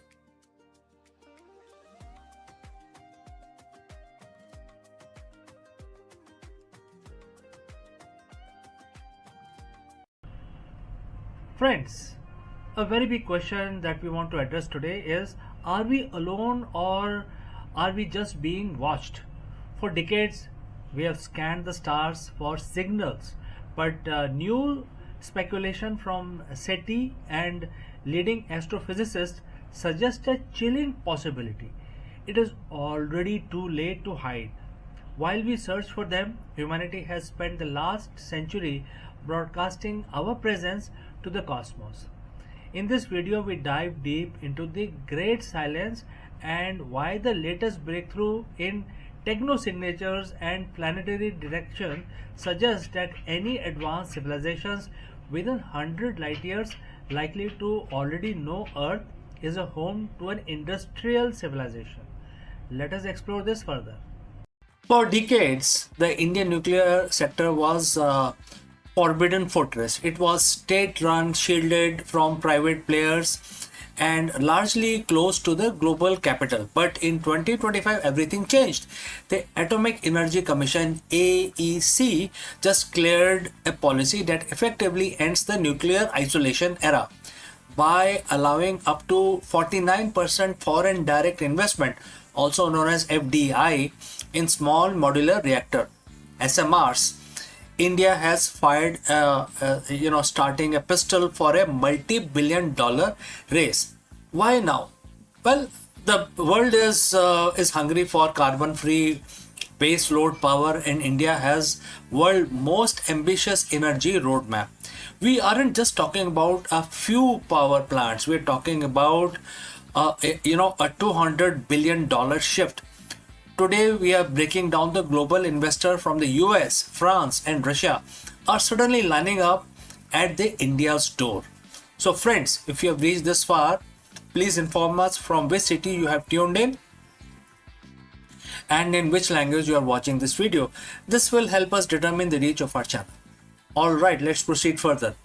Let's talk technology. Traditional nuclear plants are like massive cruise ships. They take 15 years to build and cost 10 billion or more. If one thing goes wrong, the whole project stalls. Small modular reactors, or the SMRs, are the speedboats and speedboats of the nuclear world. These are the reactors that produce between 77 megawatts and 300 megawatts of power. They are built in factories on the assembly lines and shipped to the site. India has introduced its own version, the Bharat Small Reactor, which is acronym for BSR. Why investors love them? They offer lower entry price. Instead of risking $10 billion, a private company can partner with the Nuclear Power Corporation of India to build a modular unit for a fraction of the cost. So it has speed of delivery. Definitely, you can actually go from groundbreaking to grid connected in about 5 years. For an investor, faster construction means a faster return on investment. The real magic happened in the boardroom. The Indian government passed the Shanti Act of 2025. This wasn't just another law, it was a legal bridge. Before this, foreign companies were terrified of Indian civil liability laws. If there was an accident, the supplier could be sued into bankruptcy. The new policy provider, in fact, clears a framework for risk sharing between Indian state and the foreign investor. By allowing 49% FDI, India is saying, we want your tech and we want your cash, but we will keep the keys to the security of the facility. Therefore, the balance of 51% will be state control and 49% will be private investment. And that is why this is a sweet spot. And that has a global giant like Holtec International, GE, Hitachi dusting off their blueprints for Indian soil.